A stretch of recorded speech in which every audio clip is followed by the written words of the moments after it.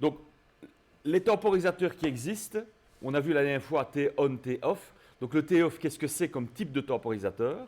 Ce sera un temporisateur qui aura la possibilité de commencer à compter dès le moment où l'ordre disparaît. Donc l'autre fois, on a vu T-on, ça veut dire qu'on commence à compter au niveau du temporisateur dès le moment où l'ordre apparaît, au front montant de l'ordre qui apparaît. À l'inverse, ici, le T-off, lui, c'est un retardateur à la disparition de l'ordre. Alors évidemment, ça peut être sur un ordre de type physique, où vous avez votre main qui va appuyer sur l'interrupteur. Pour lâcher l'interrupteur, c'est à ce moment-là que ça commence à compter. Mais vous pouvez également avoir une situation particulière pour laquelle vous commencez à compter à partir du moment où la situation que vous rencontriez disparaît. Ok?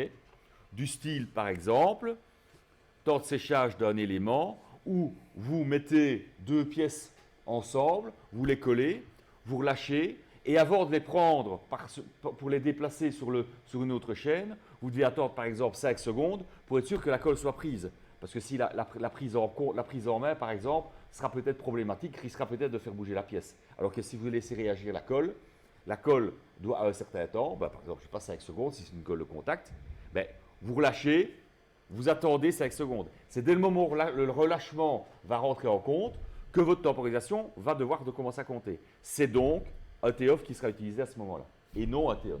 Okay? T-on étant, j'appuie sur le bouton, c'est à partir de ce moment-là où on commence à compter 5 secondes, par exemple. Okay? D'un point de vue logique, ce sera beaucoup plus simple quand vous rentrerez dans la pratique, parce que vous verrez que c'est un... comment donc vous verrez dans quel cas vous voudrez utiliser l'un ou l'autre, évidemment. Ce n'est pas, c'est évidemment, ici, les exemples que je vous donne, il n'y a évidemment pas de limite. Votre limite, c'est quoi? C'est votre imagination quand je vous donnerai et quand vous aurez des applications, évidemment, à résoudre. C'est évidemment logique. Alors, pour la suite des événements, c'est quoi? C'est, après la temporisation en off, ah oui, on nous montre la représentation, ce qu'il en est. Donc la petite représentation électropneumatique, la petite représentation pneumatique également. Donc qu'est-ce que vous voyez? Vous voyez de nouveau que la temporisation ici, donc vous avez le principe du réservoir qui se remplit et qui se remplit dès le moment où notre entrée ici, qu'est-ce que vous pouvez voir, c'est que l'ordre est en passage libre dès le moment où vous appuyez sur le bouton. Et le sens de la flèche ici fait que la petite bille, évidemment, est relâchée dès le moment où vous amenez l'ordre. Par contre, à l'inverse, dans l'autre sens, c'est quand vous relâchez, la pression va diminuer et c'est la temporisation ici, donc c'est le petit variateur ici, la petite vanne ici qui va vous permettre de resserrer pour dire j'attends ou je n'attends pas X secondes avant que ma pression, donc que mon réservoir T ici, soit vidé. Okay?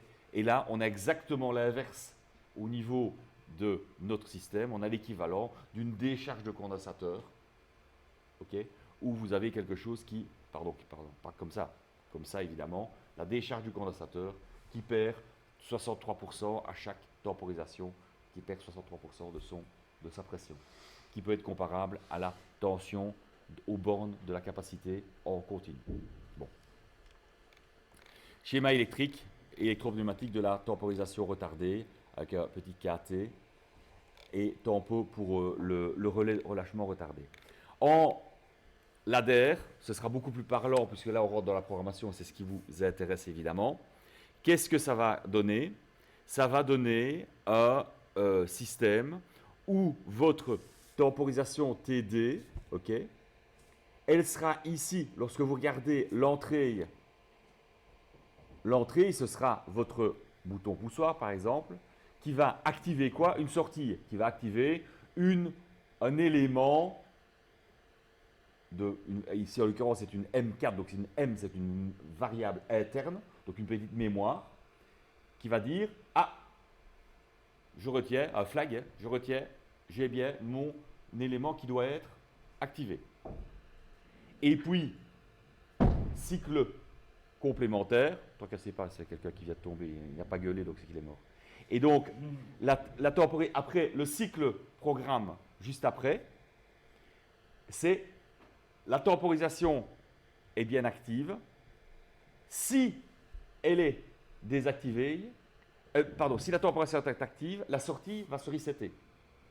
La temporisation sera activée dans quel cas? Si on n'a pas appuyé sur l'entrée, donc en l'occurrence ça peut être le capteur de fin de course de notre vérin ou l'interrupteur, donc ça veut dire que dès le moment où je relâche mon interrupteur, mais que la sortie a été activée, donc autrement dit que dans un temps antérieur qu'on ne connaît pas, la sortie a été activée, eh bien j'active ma temporisation pour une consigne de 3 fois 1 seconde, donc 3 secondes. Super. Et dès le moment où la temporisation sera activée, je resetterai ma sortie. C'est exactement pour ça que je dis que ce serait mieux qu'on se rejoint au premier étage. C'est mal barré. Bon.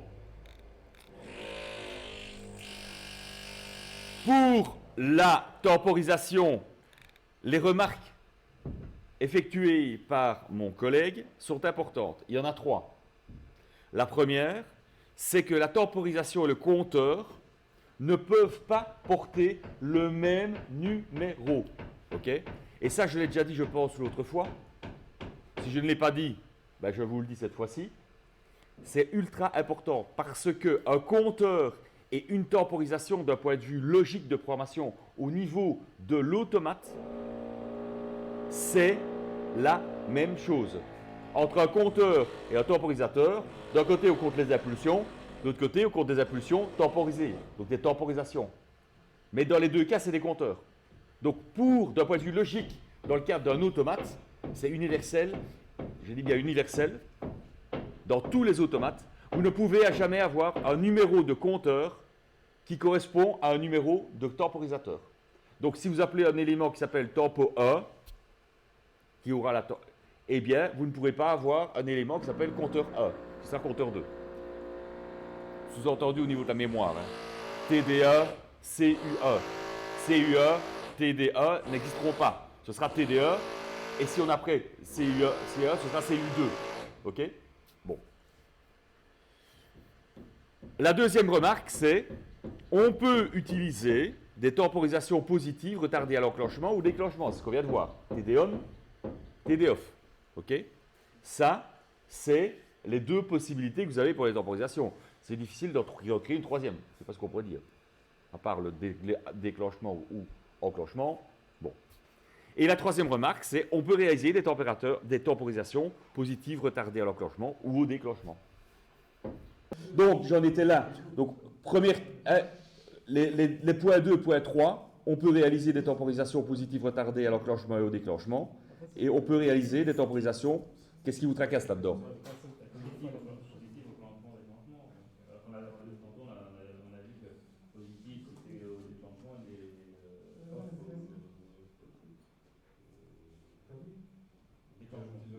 Donc ici, en fait, c'est une erreur dans le bouquin, évidemment. Bon, mon illustre collègue et prédécesseur, il trouvait que ce point-là était tellement important qu'il l'a doublé, mais ça, évidemment, c'est la même chose.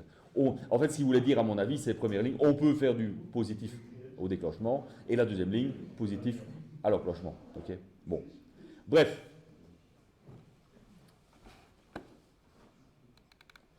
Alors, ensuite, le dernier point qu'on va voir, c'est il existe d'autres types de temporisation. Par exemple, la temporisation dite asymétrique. Qu'est-ce que ça veut dire asymétrique? Asymétrique, qu'est-ce que ça veut dire? Dont l'image n'est pas la même. L'image? Une symétrie, si j'ai ceci et puis après j'ai ça, c'est pas une symétrie, c'est asymétrique. Oui, ça c'est un cas particulier. Non, effectivement, il y a asymétrique, ça veut dire qui ne peut pas être opposable grâce à un miroir, en gros. OK? Ou qui n'a pas la même valeur dans un sens que dans l'autre. Ici, en l'occurrence, pour la symétrie, ce sera l'exemple qui nous est donné, c'est pour l'ouverture, on va avoir 2 secondes d'attente. Pour la fermeture, on va avoir 3 secondes d'attente. Donc, qu'est-ce qu'on voit ici sur le schéma? ici sur le schéma logique? Ben, vous avez une bascule set reset, ok, BP on, BP off. Derrière ça, une variable qui va s'appeler DCY, qui va activer quoi? Qui va activer la sortie d'une deuxième bascule à condition que la bascule ici soit également, hein, le et ici, il y a du fait que on a inversé notre signal de sortie, donc on va rechercher le signal de bouclage.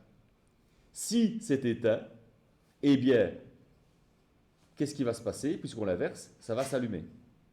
Mais s'allumer, attention, au bout de 2 secondes.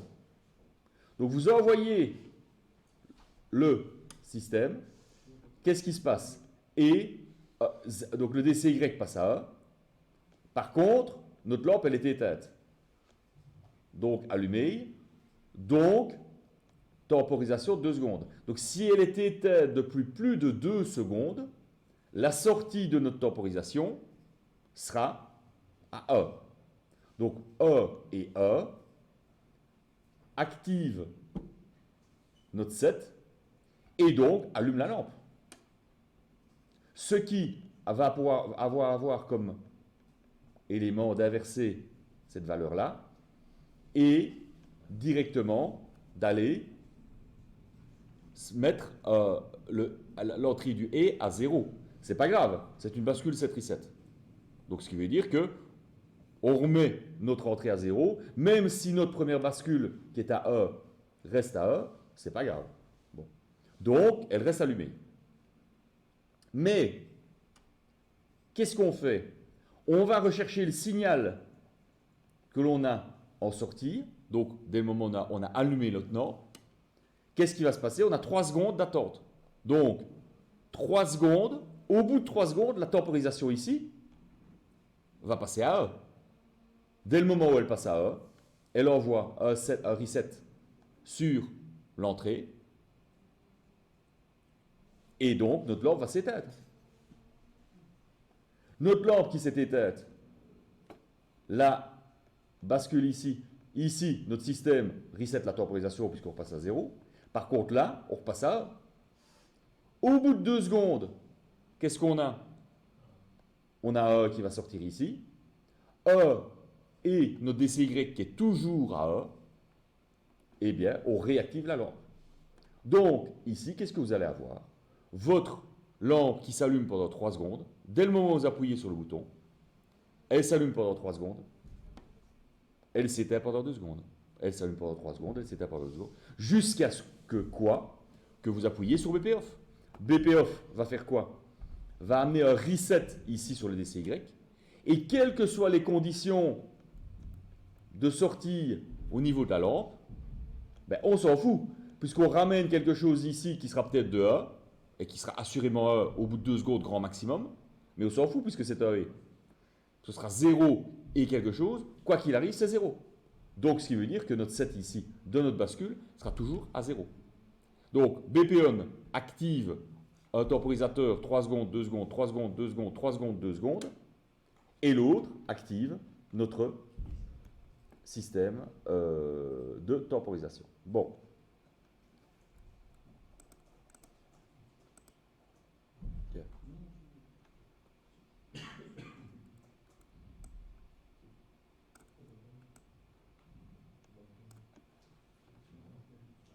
Bon.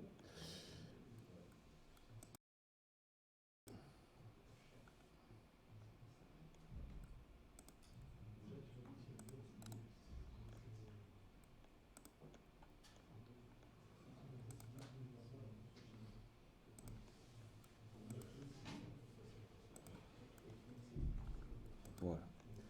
Alors ensuite, qu'est-ce qu'on va voir? C'est que, donc ici le chronogramme, qu'est-ce qu'il nous montre? C'est qu'effectivement, dès le moment où on envoie notre impulsion sur BP-on, c'est le symbole d'un front montant ici, hein? Vous avez déjà vu tous ces fronts montants.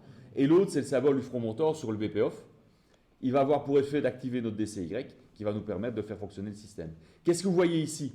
C'est que le front montant sur le off désactive instantanément notre DCY Mais par contre, notre cycle continue bien à fonctionner le temps, forcément, que la temporisation T1 repasse à 0, évidemment. Donc, si vous voulez qu'on termine bien le cycle, si on est en plein milieu de notre cycle, on appuie sur VP off, il termine le cycle et puis il s'arrête. Okay, ce n'est pas instantané l'arrêt. Okay. Alors, la base de temps symétrique, je vais dire que c'est la même chose. Là, qu'est-ce qu'on fait? On met simplement T1 et T2 qui sont identiques, quoi. Et on a une base de temps symétrique. C'est la même chose, sauf que c'est différent. Alors, important, vous avez au sein de l'automate, ici, l'exemple qui vous est donné est fait pour la référence à une mémoire interne à l'Hitachi. Vous voyez le petit R7, R7.5, 6, 7. Ce sont des variables internes qui sont spécifiques à l'état de votre automate. En l'occurrence, R7.5, R7.6, R7.7, c'est quoi? C'est une variable qui passe de 0 à 1, puis de 1 à 0, avec une base de temps de 0,2 secondes, 0,1 seconde ou 1 seconde. À savoir, toutes les secondes pour le R7.7, 1 seconde on, 1 seconde off, 1 seconde on, 1 seconde off. Donc ça veut dire à certains moments vos 1, à certains moments vos 0. Ça vous permet d'avoir un système de base de temps qui ne vous oblige pas à utiliser une temporisation interne à votre programme. C'est un temporisateur interne à la machine.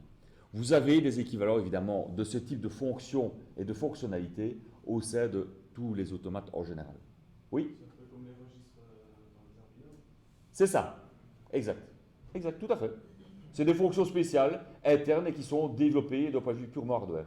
Exact. Enfin, hardware, c'est du soft, mais je veux dire que c'est interne, quoi. C'est propre au système. OK? Mais effectivement, ça correspond tout à fait à ça. Donc une librairie.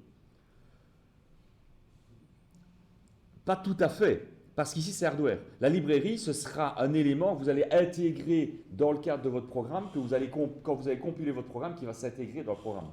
Ici, c'est vraiment interne au système. Vous pouvez avoir un élément qui est vierge au niveau de votre programme interne de votre machine. Quoi qu'il arrive, ces fonctions-là seront présentes. Elles sont présentes. OK? Donc, ce n'est pas une librairie. Ce sera plus proche effectivement du registre ou comment ça s'appelle ça, de l'interruption par exemple, qui sont évidemment propres au système hardware. Okay, c'est bon pour tout le monde ça? C'est clair? Et ça, vous avez ça dans tous les automates.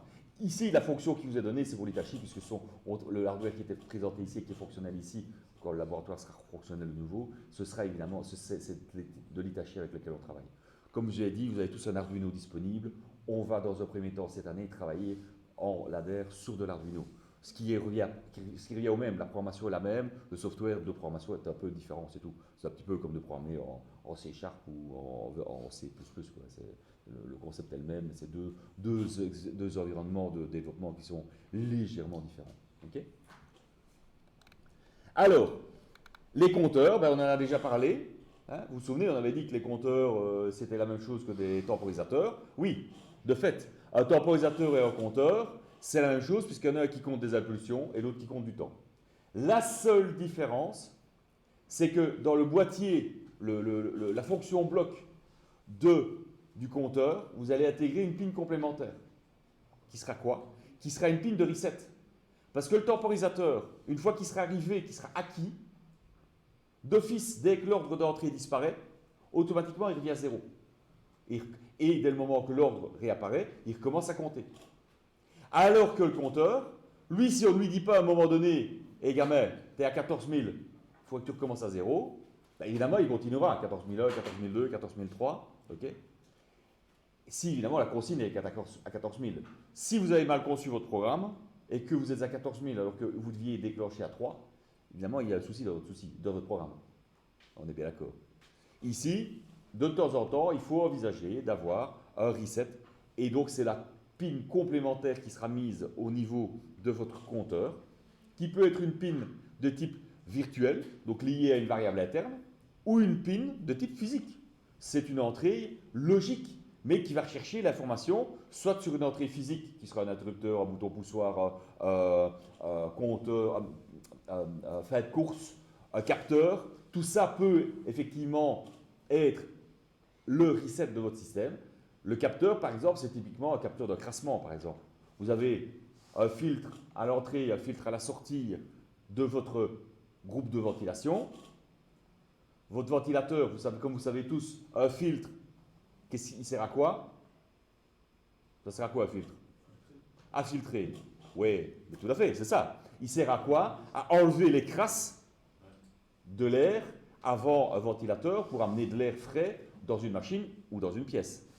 Mais un filtre, qu'est-ce qui se passe quand il est encrassé? Pardon?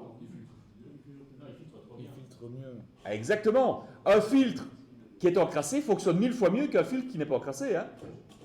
Un filtre qui vient d'être nettoyé, il laissera peut-être passer plus de crasse. En théorie, il ne laissera pas passer les crasses d'un certain gabarit. Mais il laissera passer des gabarits plus petits. Par contre, plus il va être encrassé par des gros gabarits, plus les petits gabarits passeront moins. Mais l'air aussi aura plus de difficultés à passer. Et le ventilateur, il va avoir du mal. Donc, qu'est-ce qu'on fait dans ces cas-là? On met une sonde de pression à l'entrée, une sonde de pression à la sortie de votre groupe, avant filtre, après filtre, et on vérifie qu'il n'y a pas une chute de pression trop importante. Okay, on fait une différence. Si cette différence arrive, eh bien, on doit faire l'entretien de notre compteur, de notre groupe. En l'occurrence, l'entretien des filtres. Dans la majorité des cas, d'un point de vue industriel, qu'est-ce qu'on fait? On le remplace. L'autre solution, un coup de compresseur, ça peut marcher aussi. Et il existe même des produits pour pouvoir nettoyer après les filtres. C'est un choix, de nouveau, qui va évidemment pas forcément dans la voie de l'écologie. Okay? Comme toujours, à terme, on arrivera à des systèmes qui seront beaucoup plus efficaces. Il existe également des systèmes de nettoyage à contre-courant, c'est-à-dire qu'on inverse le sens du flux, on renvoie les crasses ailleurs, dans un sac, etc. C'est un peu plus spécifique, pour les applications spécifiques. Ici, en l'occurrence, si par exemple les déchets, les filtres que l'on enlève sont des éléments, les crasses que l'on enlève sont des éléments qui ne peuvent pas se retrouver dans la nature après. Par exemple, dans les hôpitaux, des petites traces comme le Covid ou des maladies dites nosocomiales. Exactement, maladies que l'on retrouve uniquement dans les hôpitaux parce qu'elles circulent forcément beaucoup plus facilement. Bon, tout ça, ce sont des applications particulières. Mais supposons qu'à un moment donné, vous ayez votre capteur qui dit « Aïe, gamin, attention, il faut que tu fasses ton entretien », eh bien, vous allez peut-être, derrière ça, vous aurez un compteur de quoi? Un compteur de fonctionnement de travail qui va se resetter pour dire « Mon entretien doit être fait, je repars à zéro au niveau du fonctionnement de mon système. » Puisqu'on aura évidemment mis l'appareil à l'arrêt, et tant qu'on n'aura pas acquitté, donc dit à l'appareil « J'ai fait l'entretien », eh bien, le compteur sera à zéro, l'appareil sera en non-fonctionnement, et vous voudrez faire l'entretien. Vous faites l'entretien, vous remettez, et automatiquement, il commence à compter le cycle de fonctionnement de votre machine. C'est à ça que peut servir le reset. C'est un exemple que je vous donne, un exemple parmi des milliers d'autres, évidemment. Mais dans tous les cas, un compteur doit être reseté à un moment donné ou à un autre. Parce qu'il n'y a pas physiquement, il n'y a pas logiquement quelque chose qui permet de le faire. OK? Comme pour l'entretien de la voiture? Oui, c'est ça, c'est le même principe. L'entretien de la voiture, effectivement, vous avez votre compteur kilométrique qui, à un moment donné, sur certaines voitures qui ont des ordinateurs de bord, qui vont vous dire arrêtez, il faut absolument faire l'entretien de la voiture. Et si c'est la petite lampe orange avec le petit symbole moteur, qu'est-ce qu'on fait? On change d'huile. Non, on arrête la voiture instantanément. On continue par rouler instantanément, on se met sur le côté et on ne roule plus. Ah ouais. Il y a beaucoup de gens qui disent oh oui, il faudra peut-être que j'aille au garage. La plupart du temps, au revoir, plus voiture, perdu. Non, et ça c'est malheureusement typiquement les gens qui n'ont pas un esprit technique. Oui, c'est quoi la petite lampe qui s'allume? Oh, c'est pas grave, je dirai au garage. Mais non.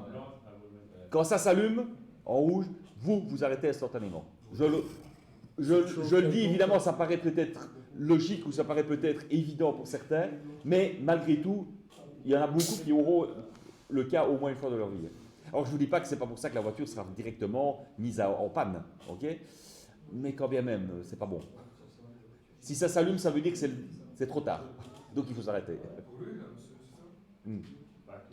L'huile, non, c'est un symbole problème moteur. Donc ça peut être effectivement un manque d'huile, mais ça peut être aussi un autre problème. Et vu que à l'heure actuelle, avec l'électronique que l'on a embarquée, il y a d'autres paramètres qui interviennent, vous pourriez avoir effectivement de gros problèmes. Donc une lampe rouge comme ça qui s'allume avec le symbole moteur, vous ne faites pas ça avec 100 mètres de plus, vous arrêtez et vous appelez à la dépanneuse. On a eu le bloc électronique qui a fermé. Ok? Mais ça, c'est en aparté. Je parle pas par expérience, parce que ça m'est jamais arrivé, mais j'ai un pote à qui c'est arrivé, ben, la voiture, elle est partie directement à la casse. Oui, mais il a continué à rouler 1000 km avec. Bon, disons, il faudra que j'aille au garage. Bon, donc, la représentation physique pour le compteur, pardon, logique pour le compteur, comme vous pouvez voir, ben vous avez quoi? L'incrémenteur, donc l'incrémenteur ou le décrémenteur. Hein. Les compteurs peuvent être en décrémentation ou en incrémentation, donc ils peuvent compter ou décompter. Hein. Ici, d'un point de vue logique, en général, on travaillera plutôt en compteur traditionnel. Mais vous verrez par exemple que lorsque vous utiliserez le simulateur OpenPLC, eh bien, vous aurez une décrémentation. Messieurs, je n'ai pas de problème à ce que vous discutez entre vous. Messieurs, je n'ai pas de problème avec ce que vous discutez entre vous. Déjà, le fait que vous gardiez le masque, c'est un choix évidemment personnel, j'ai aucun problème avec ça, vous pouvez le garder, c'est même nickel. Mais ça vous oblige à parler plus fort. Il ne faut quand même pas que ça couvre ma voix, qui est pourtant déjà forte normalement. Vous échangez un petit peu, je n'ai pas de souci avec ça, mais soyez un peu discret, ça gêne vos collègues du premier rang. Ok? Vous pouvez parler, je n'ai pas de souci avec ça, hein, mais je sais que le cours peut être parfois un peu rébarbatif, surtout pour le moment. Je dis, il y a deuxième partie du cours, on va faire de la pratique, ce sera plus sympa pour vous. Mais pour le moment, essayez de parler moins fort. Ok? Donc, incrémentation, incrémenteur ou décrémenteur. Vous verrez qu'avec OpenPLC, on sait faire des décrémenteurs. Et ça peut même parfois être intéressant de travailler dans le cadre de sécurité, justement. Parce qu'il n'y a rien à faire. Si une sécurité est là, c'est qu'elle a une nécessité. Le fait de décrémenter, ça veut dire qu'on n'a pas à se fracasser du nombre. On sait que le nombre dont on doit se fracasser, c'est 0, évidemment. On est à 0, il y a un problème, il faut faire quelque chose pour la sécurité de nouveau. Alors que, peut-être que votre voiture, vous avez un diesel, vous avez une essence. Le compteur, on sait que c'est tous les X milliers de kilomètres que vous devez faire un entretien. Mais c'est combien? 5000. Les anciens moteurs essence, c'était 5000. Puis on est passé à 10, puis 15. Maintenant, c'est 15. Moteur diesel, actuellement, avec les huiles synthétiques qu'on utilise, c'est 30 000. Oui, mais de nouveau, oui, 30 000, 15 000, j'étais à combien, etc. On aurait un décrémenteur qui dirait, attention, on est arrivé à 0, maintenant vous devez faire l'entretien, qui n'est jamais qu'un petit décompteur complémentaire au compteur qui soit ailleurs. Ben vous savez, dans 5000 km, je dois faire l'entretien. Dans 2000 km, je dois faire l'entretien. Alors que, en travaillant avec un incrémenteur, oui, mais j'ai fait l'entretien à combien là? Et je dois à combien? J'en sais plus rien. Ça, c'est un truc que d'un point de vue logique, j'ai jamais compris pourquoi on ne le faisait pas. Bon, voilà, ça c'est un... Pardon? C'est ce qu'il y a dans les nouvelles voitures. Dans les nouvelles voitures, c'est marqué. Pas marqué, mais on dit le kilomètre qu'on doit faire l'entretien. Dans toutes les voitures, c'est comme ça. C'est le carnet d'entretien qu'on appelle ça. Non, pas le carnet d'entretien, l'électronique. Ah oui, c'est ça, l'ordinateur de bord. Dans le Ok. tableau de bord. Oui, d'accord. Donc il y a des décréments. Oui, mais c'est déjà dans du haut de gamme. Je ne suis pas sûr que. Parce que j'ai une voiture dans laquelle il y a déjà beaucoup d'électronique. Une japonaise, vous savez, les japonaises, ça, ils sont fous d'électronique. C'est pas encore présent. Maintenant, dans le haut de gamme, effectivement, je ne serais pas étonné que chez Mercedes ou BM ou enfin, les Allemandes qui en aient ce genre de choses. Ça, je vais le croire. Toyota aussi. J'ai une Skoda, Oui. et c'est présent dedans. Il vous dit, dans 3000 km, faites l'entretien. En fait, il y a une partie ma voiture et donc il y a moyen de vérifier. Et donc, vous devez faire l'entretien de tel truc dans X km. Ah d'accord, ok, ça va. Oui, effectivement, ma voiture a déjà 7 ans. C'est possible qu'effectivement, entre-temps, ça a évolué. Ok, enfin, toujours est-il, incrémenteur, décrémenteur, c'est les deux techniques possibles que l'on peut avoir. Principe de l'incrémentation, qu'est-ce qu'on voit ici de nouveau sur notre système? Qu'est-ce qui va se passer? Première ligne, première étape lors de la lecture. Pour rappel, le système dans la lecture du programme, je ne fais que le répéter, je sais, mais il faut que vous imprimiez cette procédure de fonctionnement d'un automate programmable, c'est...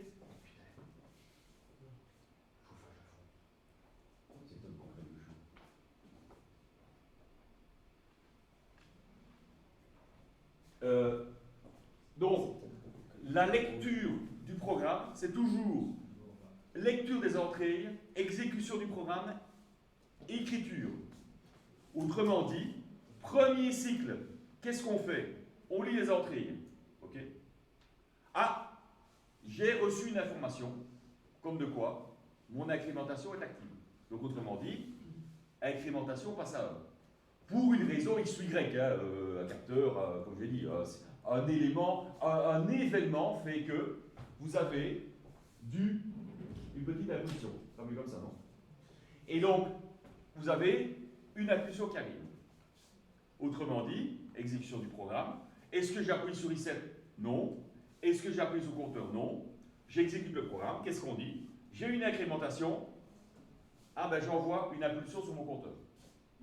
Donc, à l'écriture, j'ai mon compteur qui passe peut-être de 0 à 1. Bon.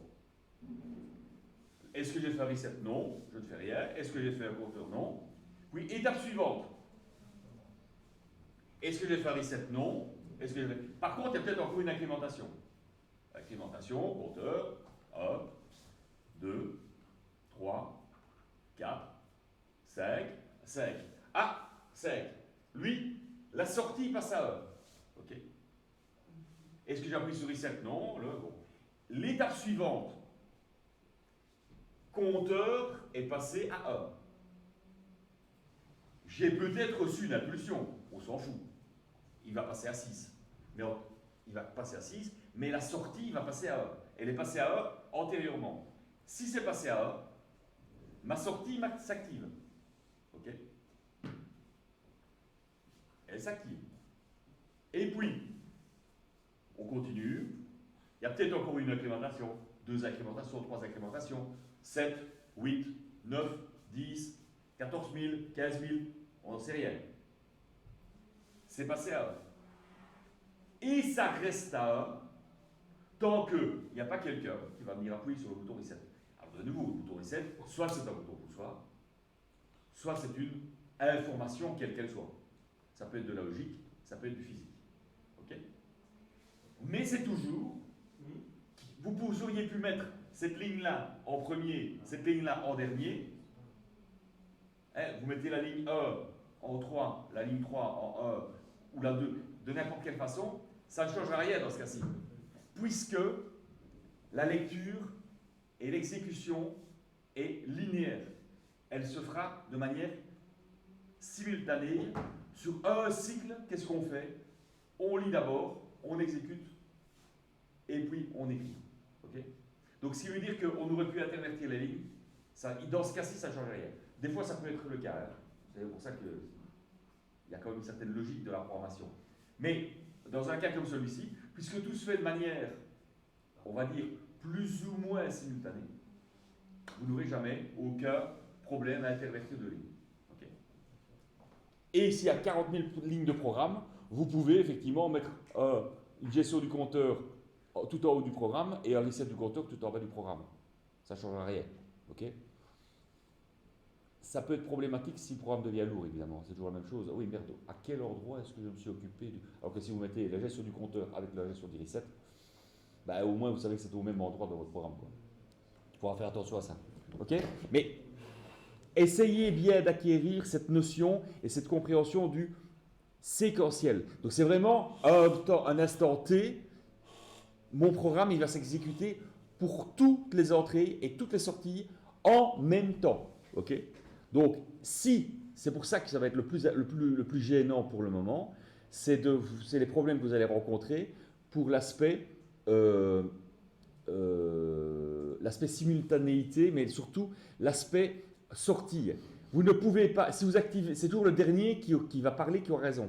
Si à un moment donné vous dites, je dois activer telle sortie, et que, quelques lignes plus bas, vous dites, je dois désactiver la sortie pour des conditions qui sont différentes. Évidemment, c'est pour les mêmes conditions, d'un point de vue logique, c'est complètement débile. Hein.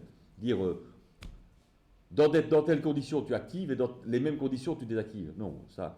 Mais supposons que vous ayez une activation qui se fasse dans certaines conditions, et qu'une désactivation soit faite dans d'autres conditions. Si cela apparaît simultanément, eh bien c'est le dernier qui parlera qui aura raison.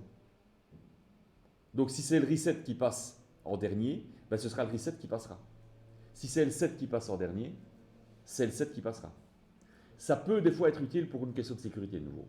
Mais dans la plupart des cas, essayez d'éviter ce genre de problème. Vous devez absolument avoir une exclusion des entrées dès le moment où vous avez des sorties qui sont activées ou désactivées. Vous ne pouvez pas vous retrouver dans une situation où vous envoyez l'ordre et son contraire en même temps. Et a priori, ce n'est pas trop compliqué à comprendre d'un point de vue avec des mots. D'un point de vue logique, c'est souvent plus compliqué à comprendre dans l'exécution du programme. Mais ça, vous rencontrerez ce problème-là quand vous ferez des programmes vous-même. OK? Donc, on revient avec les fameuses remarques. C'est les mêmes que tout à l'heure, puisque la première, on nous dit qu'on ne sait pas avoir la même numérotation pour les TD et les CU, hein, donc les temporisations et les compteurs. Lorsqu'on définit le compteur, le programme génère l'adresse pour activer la remise à zéro. Ah oui, l'adressage. Ça, c'est vrai que c'est peut-être intéressant que je vous le montre quand même. Je pense que j'en ai déjà parlé, mais je le rappelle quand même. Dans le programme, la partie supérieure, c'est les mnémoniques, c'est les noms que vous aurez déterminés vous-même.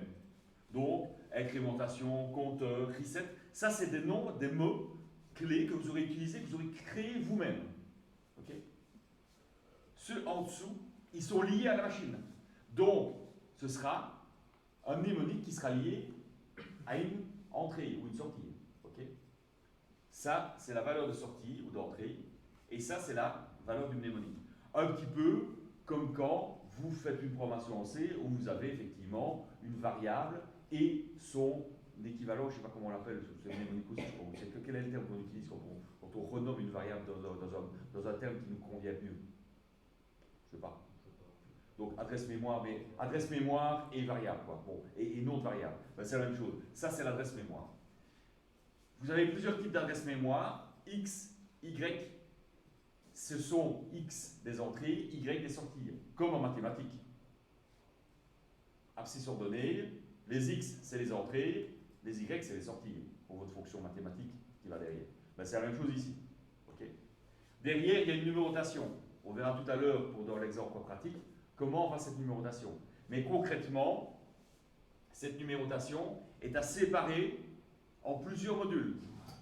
Le premier module, c'est quoi? Donc le premier chiffre correspond à quoi? Correspond au berceau. Vous vous souvenez quand j'ai présenté les automates, il y avait quoi? Le berceau. Dans le berceau, toute une série de cartes. Le berceau, c'est la boîte qui contient toutes les cartes. Le berceau, c'est la boîte qui va contenir d'abord l'alimentation, puis le processeur, et puis les cartes d'entrée-sortie. Vous vous souvenez de ça? Je ne parle pas dans le vide, hein, j'en ai parlé de ça. Bon. Eh bien, vous pouvez avoir plusieurs berceaux. Vous manquez d'entrée, vous prenez un deuxième berceau avec une alimentation, plus un processeur, puisque le premier berceau a son processeur qui va gérer les deux berceaux en maître esclave, et puis toutes les cartes d'entrée-sortie qui sont derrière. Ok? Donc, le premier chiffre, c'est de quel berceau s'agit-il? De quelle boîte de cartes s'agit-il? Est-ce que c'est la première, la deuxième? En informatique, comme en automatisme, comme vous savez, on commence à compter à 0, pas 1. Okay? 0, ça veut dire que c'est le premier boîtier. Ensuite, les deux chiffres suivants, ce sera quoi? Ce sera le numéro de la carte. On commence à compter à partir de quoi? 0. À partir de 0. Et à partir de quelle carte? L'alimentation? Le processeur? Non, hein. On commence à compter après le processeur. Puisqu'on sait bien que de toute façon, quoi qu'il arrive, il y aura au moins un processeur. Et si c'est un berceau numéro 2, il saura, lui, qu'il y aura juste une alimentation. Donc il doit compter à partir du troisième emplacement. Enfin, dans le cadre du deuxième berceau, du deuxième emplacement. Dans le cadre du premier berceau, à partir du troisième emplacement. Ok? Troisième emplacement, ça c'est la carte 0, parce que c'est la première carte d'entrée-sortie qu'on va utiliser. Quand je dis entrée-sortie, c'est d'entrée ou de sortie, ou les deux. Hein. Vous avez des cartes qui permettent de faire les deux. La plupart du temps, et de toute façon ici, on n'utilise que des cartes d'entrée ou de sortie. Bon. Ensuite, donc j'ai dit un chiffre pour le berceau, 2 chiffres pour la carte, et puis 2 chiffres pour quoi? C'est quoi les deux derniers chiffres sur le haut? Ça peut correspondre à quoi? Donc si on regarde les choses de manière globale, berceau, carte, et puis après carte, qu'est-ce qu'il va y avoir sur la carte? Il n'y aura qu'une entrée? En général, il y en a au moins 8 ou 16. Quelle est l'utilité d'aller mettre une carte avec une seule entrée? Sauf si c'est une carte spécifique, évidemment. C'est une carte de comptage particulier où on a fait un truc vraiment très spécifique d'un point de vue électronique. Ça peut arriver qu'on ait une sortie, d'accord.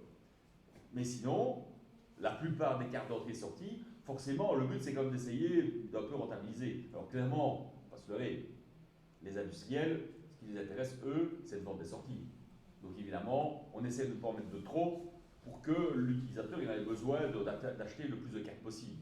Ça, on est bien d'accord. Mais quand bien même, vous allez avoir un certain nombre de cartes, un certain nombre d'entrées ou de sorties sur votre carte. Ici, comme on a dit, X, c'est une entrée, donc ce sont des cartes dans lesquelles on va aller rechercher des informations de contact, de dire que vaut tel capteur ou que vaut tel bouton ou soit.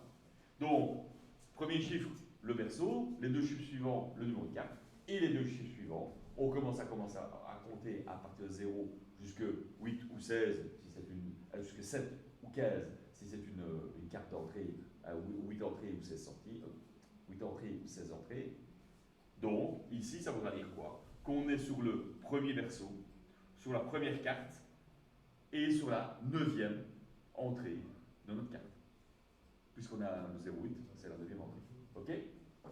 Pour le compteur, on voit qu'en fait, le mnémonique interne au niveau de la mémoire, au niveau de l'ordinateur, au niveau de l'automate, c'est quoi? C'est compteur, ce sera CU2. Ça, par contre, c'est lui qui va le créer. Quand vous allez mettre en œuvre votre compteur, vous allez soit dire c'est un compteur, soit vous-même mettre le numéro, l'adresse mémoire. Mais l'adresse mémoire, ce sera obligatoirement CU quelque chose. Okay? Et puis, derrière ça, dès le moment que vous créez ce compteur, lui, par défaut, il va créer une variable complémentaire qui s'appelle compteur, donc le mnémonique que vous avez choisi, .cl pour clear. Pour le reset de la, qui sera l'entrée qui permettra de resetter votre compteur. OK? Ensuite, compteur, sortie, tout ça. Vous voyez, sortie, ici c'est une sortie, et elle commence par Y. Donc ce sera sur votre carte. Ce sera quelle carte ça? Si vous voyez le numéro là par rapport à ce que je viens de vous expliquer, qu'est-ce qui s'est me le donner? Ça sera la carte numéro 3. Carte numéro 3, toujours le premier verso, donc on sait la carte verso, et quelle entrée, quelle sortie? Quatrième sortie, exact. Quatrième sortie parce qu'on a le 0,3. Troisième carte parce qu'on a le 0,2. Et 0, c'est le premier verso. Plus que probablement, et dans la majorité des cas, vous n'ouvrez qu'un verso. Parce qu'il y a un cas que je ramène à l'année prochaine, d'un gros truc où là, il y a 2 ou 3 versos différents. Voilà, on commence à avoir pas mal d'entrées-sorties pour cette genre de choses. OK? Bon. Alors, maintenant, au niveau de notre système, OpenVPN.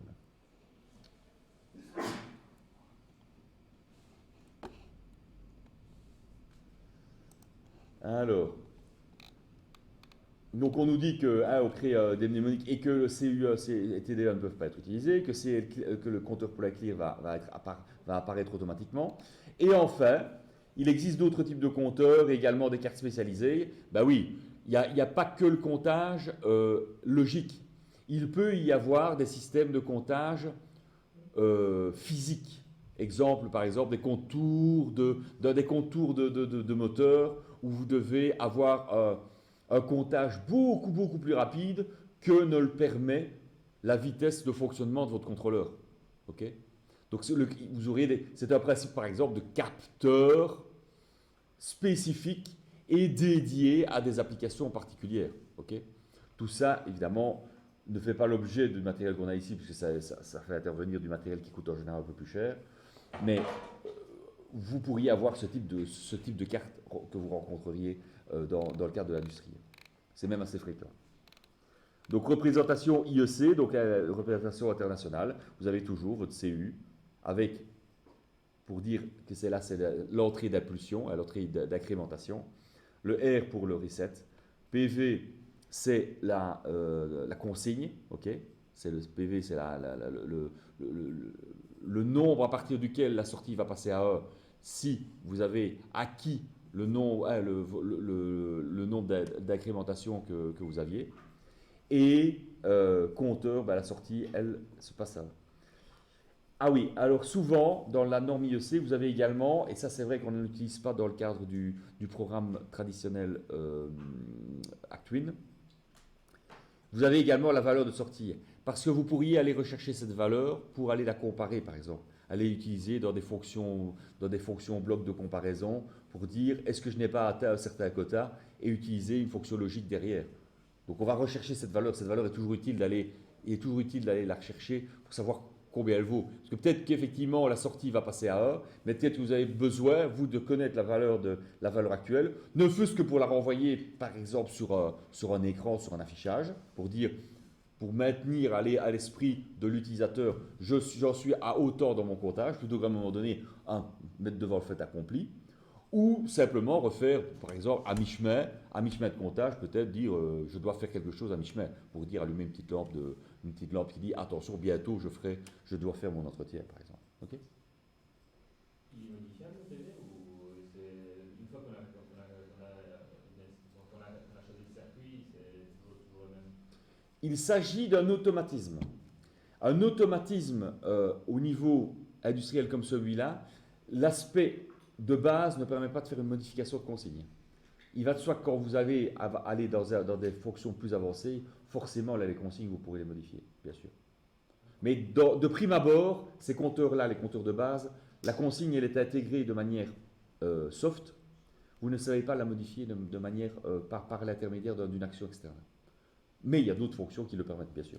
Ça, oui, à terme, oui, dans les systèmes plus avancés, évidemment. Ok.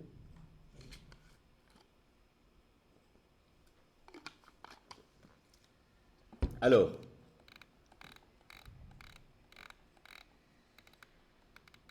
le principe des impulseurs, là évidemment c'est pour vous faire comprendre les soucis de front montant en fait. Parce que de nouveau, d'un point de vue sécuritaire, il est toujours mieux de travailler sur des fronts montants dès le moment où on travaille sur des capteurs ou sur des boutons poussoirs. Pourquoi? Vous avez tous fait un peu de contrôleur normalement et d'électronique. Vous avez tous entendu parler, je suppose, du principe du rebond.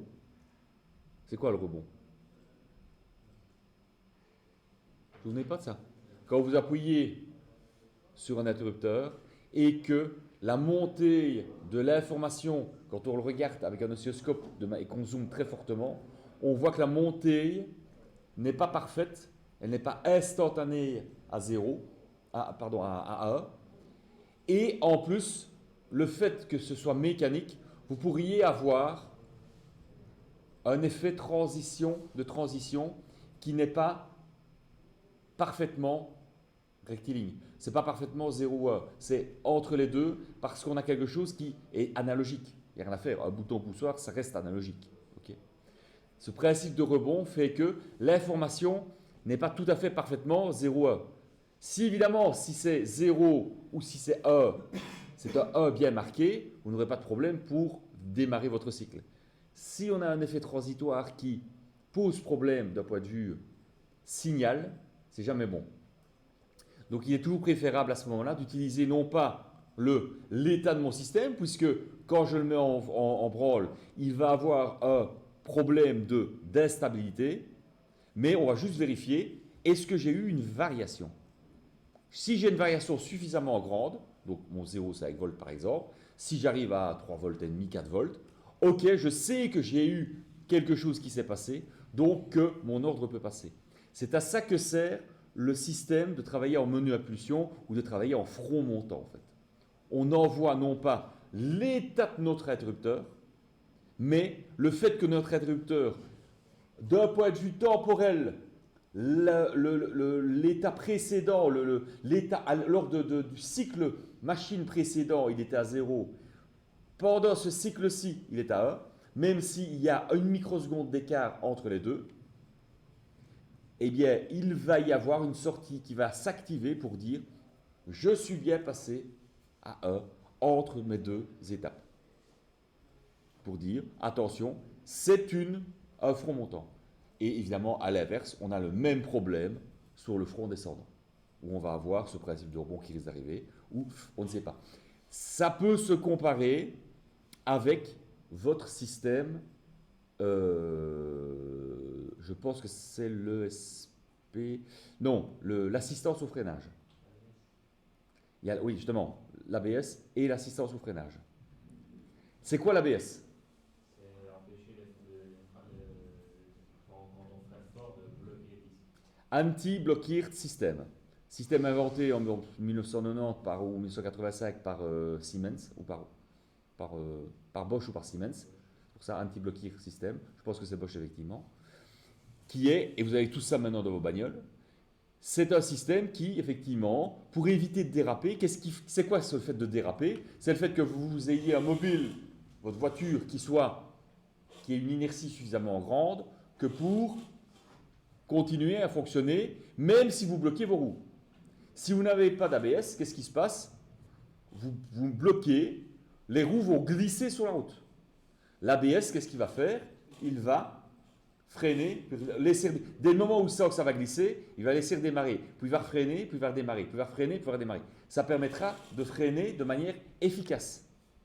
Okay? Le problème qu'on a remarqué avec un certain nombre d'années de recul sur les gens qui sont dans une situation d'urgence, puisque quand on freine en général, c'est une situation d'urgence, le ballon qui passe à travers la route, le vélo qui se casse la gueule devant vous, ou le camion qui freine de manière un peu intempestive, vous devez vous arrêter de manière urgente, vous stressez, vous appuyez sur le frein. Qu'est-ce qui se passe?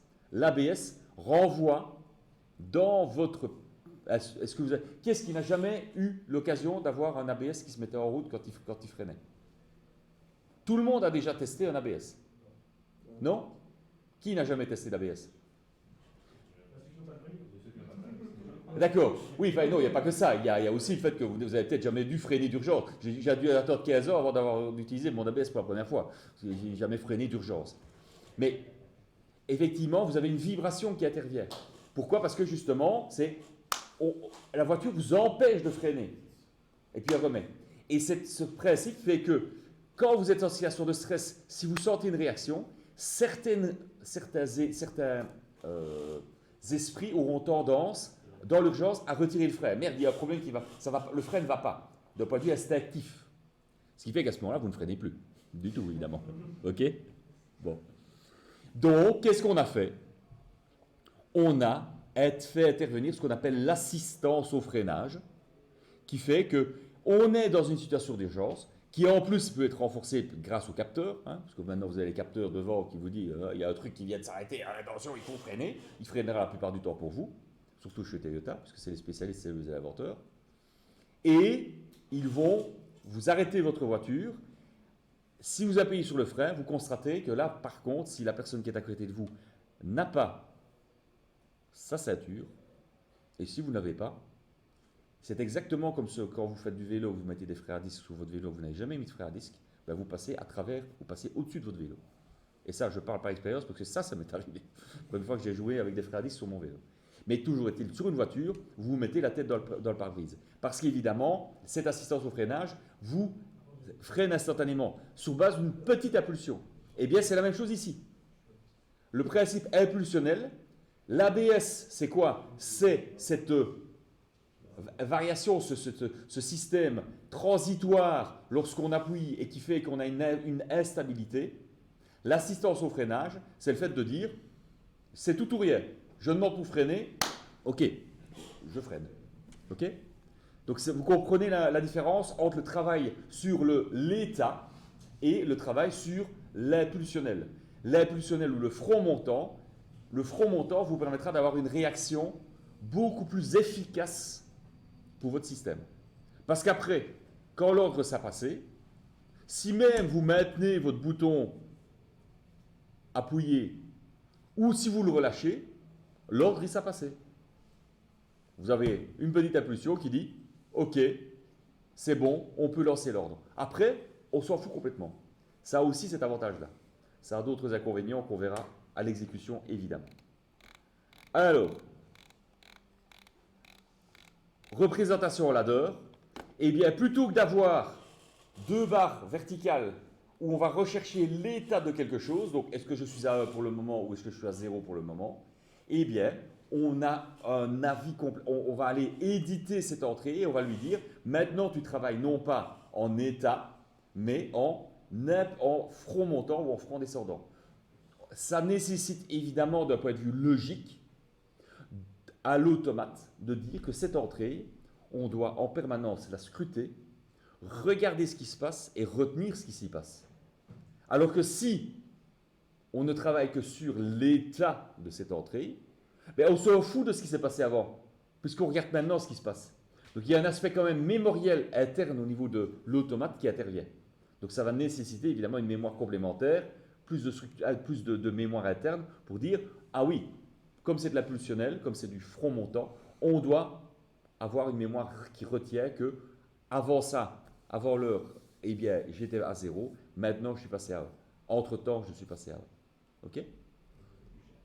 Donc ça coûte plus cher. D'un point de vue logique, maintenant, évidemment, on a suffisamment d'entrées, c'est plus un problème, la logique. Par contre, le hardware, ça peut marcher, ça peut effectivement être vrai. Et vous verrez d'ailleurs que si vous avez, quand vous y allez tous, peut-être pas la fois prochaine, mais à mon avis après Pâques, on commencera à programmer en ladder avec votre petit module de microcontrôleur. Hein. Vous avez tous Uno ou vous avez tous des mégas? Uno, principalement Uno, ok. Oui, mais c'est pas un problème, vous saurez déjà faire pas mal de choses. Quand vous comparez, parce que l'aspect coût est effectivement très important, évidemment, il faut comparer ce qui est comparable. C'est toujours la même chose. Mais si vous voulez jouer sur le nombre d'entrées, un automate industriel professionnel, par rapport au prix d'un automate type, enfin d'un contrôleur, d'un microcontrôleur monté en Arduino ou monté de manière indépendante en entrée-sortie pour automate, il va de soi que le coût à l'entrée est évidemment dérisoire. Okay, vous prenez un automate de base, le minimum légal, c'est entre 250 et 300 euros pour avoir quelques entrées. Vous avez déjà beaucoup de contrôleurs méga pour le même prix.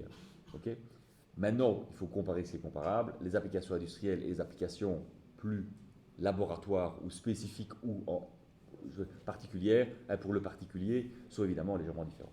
Okay, mais le concept est le même.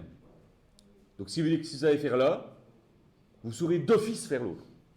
Okay, donc le coût, d'un point de vue entrée logique, de nos jours, on s'en tracasse moins, parce qu'en général, on a souvent la place. Bien que, j'ai une autre idée, je vais revenir, mais l'autre aspect, l'aspect physique, là est important. C'est les entrées physiques qui coûtent.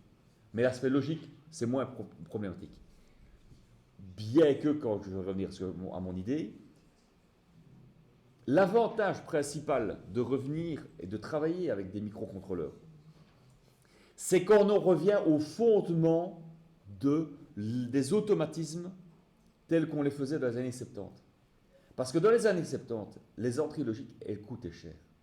C'était effectivement derrière des systèmes avec des logiques câblées qui étaient évidemment beaucoup plus chers que maintenant. Un peu de RAM, un processeur et on a un automate, concrètement. Et d'ailleurs, le serveur que vous allez utiliser sera votre PC. Niveau mémoire et niveau gestion logique, on s'en fout, concrètement. C'est illimité quasiment. À l'époque, évidemment, c'était problématique. Pour le microcontrôleur, qu'est-ce que vous disposez comme RAM? Pas grand-chose. Donc vous avez intérêt à savoir optimiser un code et à savoir optimiser vos entrées malgré tout.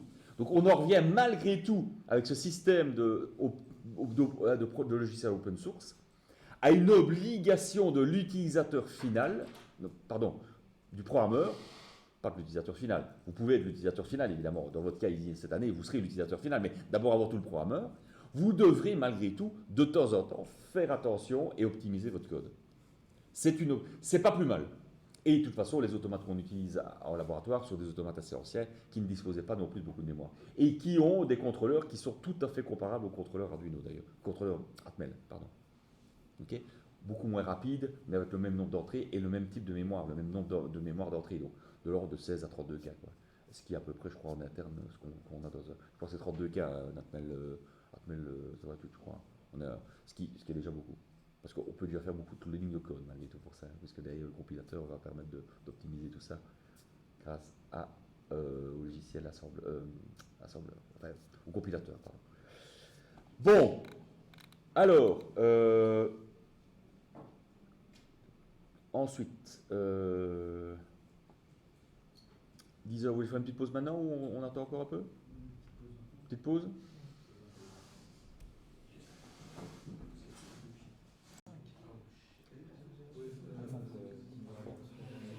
Donc, petit rappel, je pense que c'est un schéma que je vous ai déjà projeté la dernière fois, au premier cours.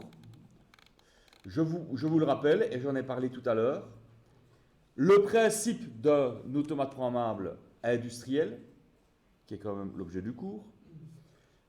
Vous aurez toujours ce qu'on appelle donc le boîtier extérieur, j'ai dit tout à l'heure, le berceau. Une alimentation, c'est la base. Vous avez différents types d'alimentation, évidemment, suivant où vous allez travailler. Quels seraient les différents types d'alimentation qu'on peut rencontrer? Elles sont modulaires. Elles sont d'office, c'est un par carte, effectivement, c'est un module. Mais qu'est-ce que vous avez comme type d'alimentation? Quels sont les types de courants qu'on peut rencontrer? Oui. D'un point de vue industriel, en général, le triphasé est présent, mais souvent les automates, c'est du monophasé. Même pas souvent, c'est la plupart du temps. Quoi d'autre comme type Qu'est-ce que vous pourriez avoir, à part le fait que ce soit triphasé? C'est toujours des alimentations stabilisées. Mais à part ça, il y a triphasé, il y a quoi? Il y a... Oui, monophasé, d'accord, mais sous-entendu, monophasé, c'est quoi comme type de courant?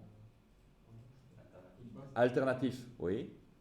Donc pas basse tension, moyenne tension. Et puis linéaire, oui, non. À part le continu, oui, j'ai dit la réponse. À part l'alternative, vous avez le continu. Concrètement, la tension standard industrielle, c'est combien? Non, standard en continu, pardon, sous-entendu, continu. 24. Donc les trois tensions standards que vous allez rencontrer en matière d'automatisme, principalement sont 220 volts. Donc vous avez des automates qui fonctionnent complètement en 220 volts. Soit avec une alimentation, avec une conversion 12 volts, et soit avec une conversion 24 volts. Le 24 volts étant plus le standard des bus d'alimentation en industrie. Okay? Mais les trois existent. Il faut le savoir, il faut en être conscient. C'est pour ça que la LIM, elle est renseignée à LIM, mais elle peut être aussi bien dans les trois modes. Ce que vous avez ici, c'est au niveau des automates, ici c'est du 24 volts principalement, mais l'alimentation générale se fait évidemment toujours, bien sûr, en monophasé 220 volts. Hein, on est bien d'accord. L'entrée de l'alimentation, c'est du 220 volts. Bon. Et il va de soi que les automates 220 volts, en interne, ce sont des alimentations 12 volts, évidemment, à 12 ou 24. Mais les sorties resteront fonctionnelles sur du 220 volts. Bon. Les entrées, comme vous voyez, qu'est-ce qu'on a vu? Ben, la norme IEC nous dit que les entrées se commencent toujours par %I et les sorties par %Q. Et vous verrez quand on travaille en OpenPLC, on travaille en IEC et c'est ce type de nomenclature qui va être utilisé.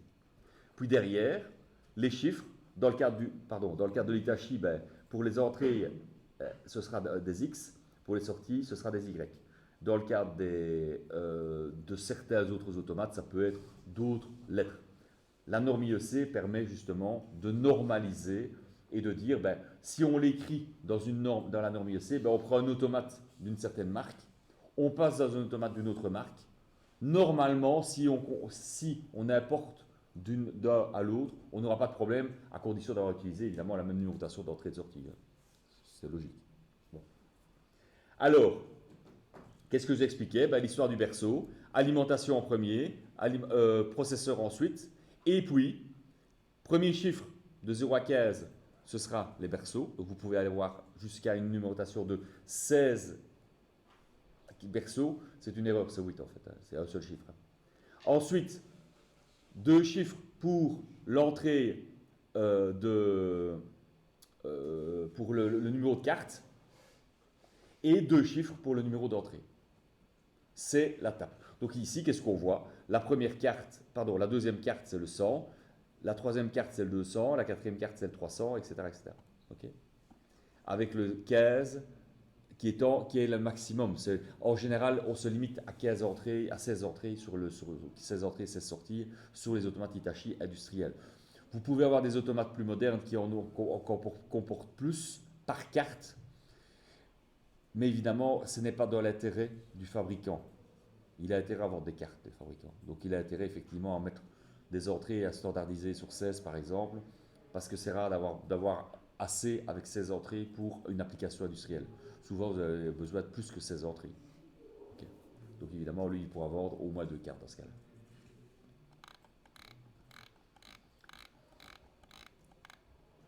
Bistable, monostable. Ce que je vous propose, on reviendra à la théorie la fois prochaine. Je vous propose maintenant de rentrer plus vite dans un cas concret et de vous montrer comment on entame la résolution d'un problème technique ou en utilisant des outils de logique et des outils de création simple, parce qu'évidemment ce que je vais vous présenter c'est du simple. Il va de soi que si vous allez, quand vous rentrez dans l'industrie, vous allez utiliser des outils de plus en plus développés pour pouvoir créer vos propres applications. Mais ici, dès le moment où vous utilisez des outils aussi simples, c'est exactement l'équivalent de prendre une feuille de papier et de faire le dessin dessus, ça reviendra au même.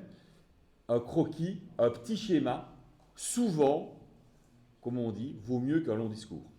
Et c'est ce qu'on va commencer par faire.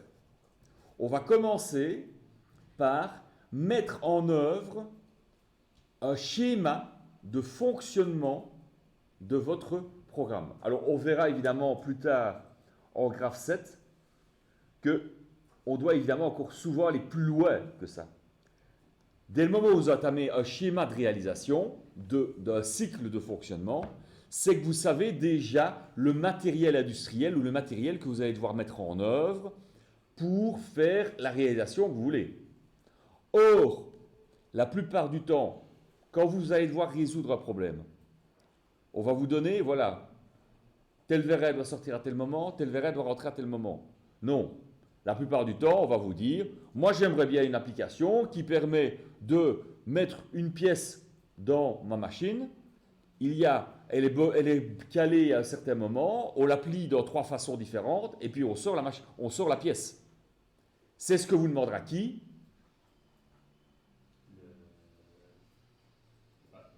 Le patron ou le client.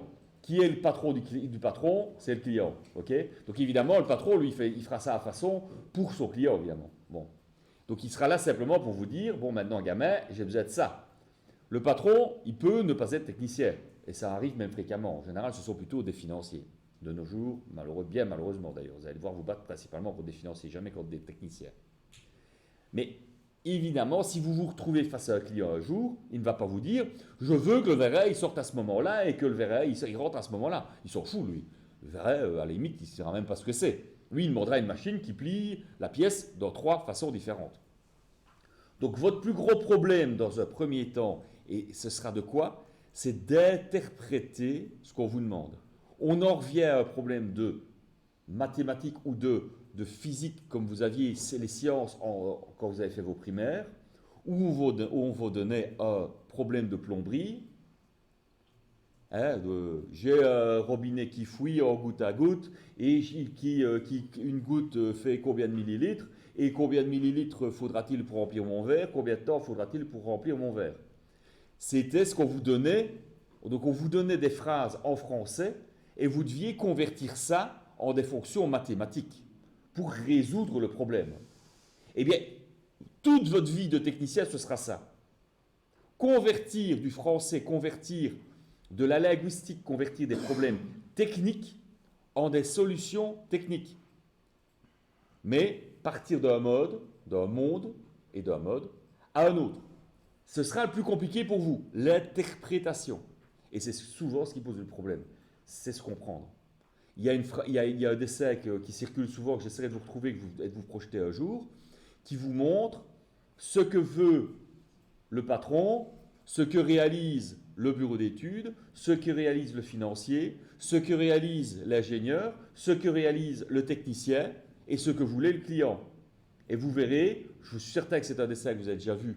C'est avec la balançoire. avec la une balançoire. ouais. Exactement. Mais oui, mais ça montre exactement le plus gros problème de notre société. C'est la communication. On en revient à ce qu'on disait tout à l'heure avec l'histoire de la véracité de l'information.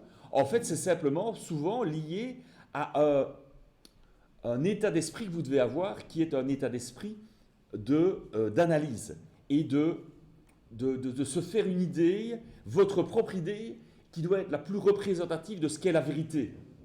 Et dans le cadre de ce qu'on vous demandera, la vérité, ce sera quoi? Ce sera celle du client, évidemment. Hein. C'est celui qui va vous payer. C'est le client. C'est pas...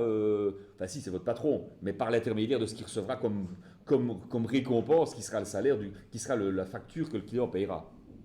Si évidemment vous ne respectez pas ce client demande, ça sera problématique. Donc le plus gros problème, ce sera d'interpréter. Si le client veut sa voiture rouge à petits pois verts avec un toit ouvrant gris, c'est le client qui est maître. Ce sera dégueulasse, on est d'accord, c'est une question de goût, mais vous n'avez pas à juger et vous devez surtout faire ce que demande le client. En toute connaissance de cause, évidemment. Vous pouvez lui dire que ce sera dégueulasse, en mettant des formes, on est d'accord. Hein. Mais tant que vous le prévenez des limites de ce qu'il demande, une machine qui transforme le plomb en or, ben, là par contre vous pouvez lui dire dès le départ, ben, soit vous êtes un menteur et vous lui faites payer monts et merveilles pour quelque chose qui ne marchera jamais, soit vous lui dites, oui, soit vous lui dites c'est pas faisable. Ça aussi, ça peut être une interprétation technique d'une demande qui vous est faite dans un cadre qui sera peut-être justement impossibilité de réaliser avec ce qu'on me donne comme limite, qui sera budgétaire, dans un premier temps, souvent, et qui sera peut-être technique. Il y a peut-être des choses que vous ne saurez jamais réaliser, parce que ce n'est pas faisable. Ah si, si, il y a un pays dans lequel c'est tout faisable. C'est la théorie. Habiter en théorie, c'est nickel. Parce qu'en théorie, tout fonctionne toujours. Ok? Mais sinon, là, clairement, ce qu'on vous demande, l'interprétation de ce qu'on vous demande, il sera important de le comprendre et de l'interpréter et de le juger, d'avoir par votre libre arbitre, par votre libre analyse, dire ça peut fonctionner, ça peut fonctionner, je dois mettre en œuvre ça et ça pour que ça marche. Donc maintenant, on va prendre un exemple, ce sera plus simple, un exemple vaut mieux qu'un long discours.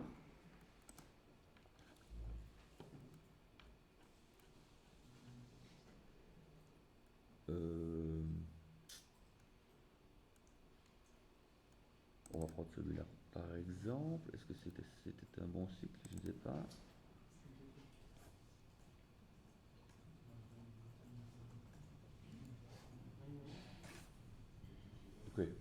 Ok.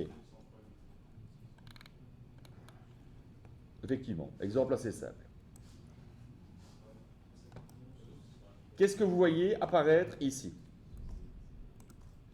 Ici, évidemment, je vous facilite la chose, entre guillemets, je vous intègre déjà une solution toute faite, une solution étudiée. Ok?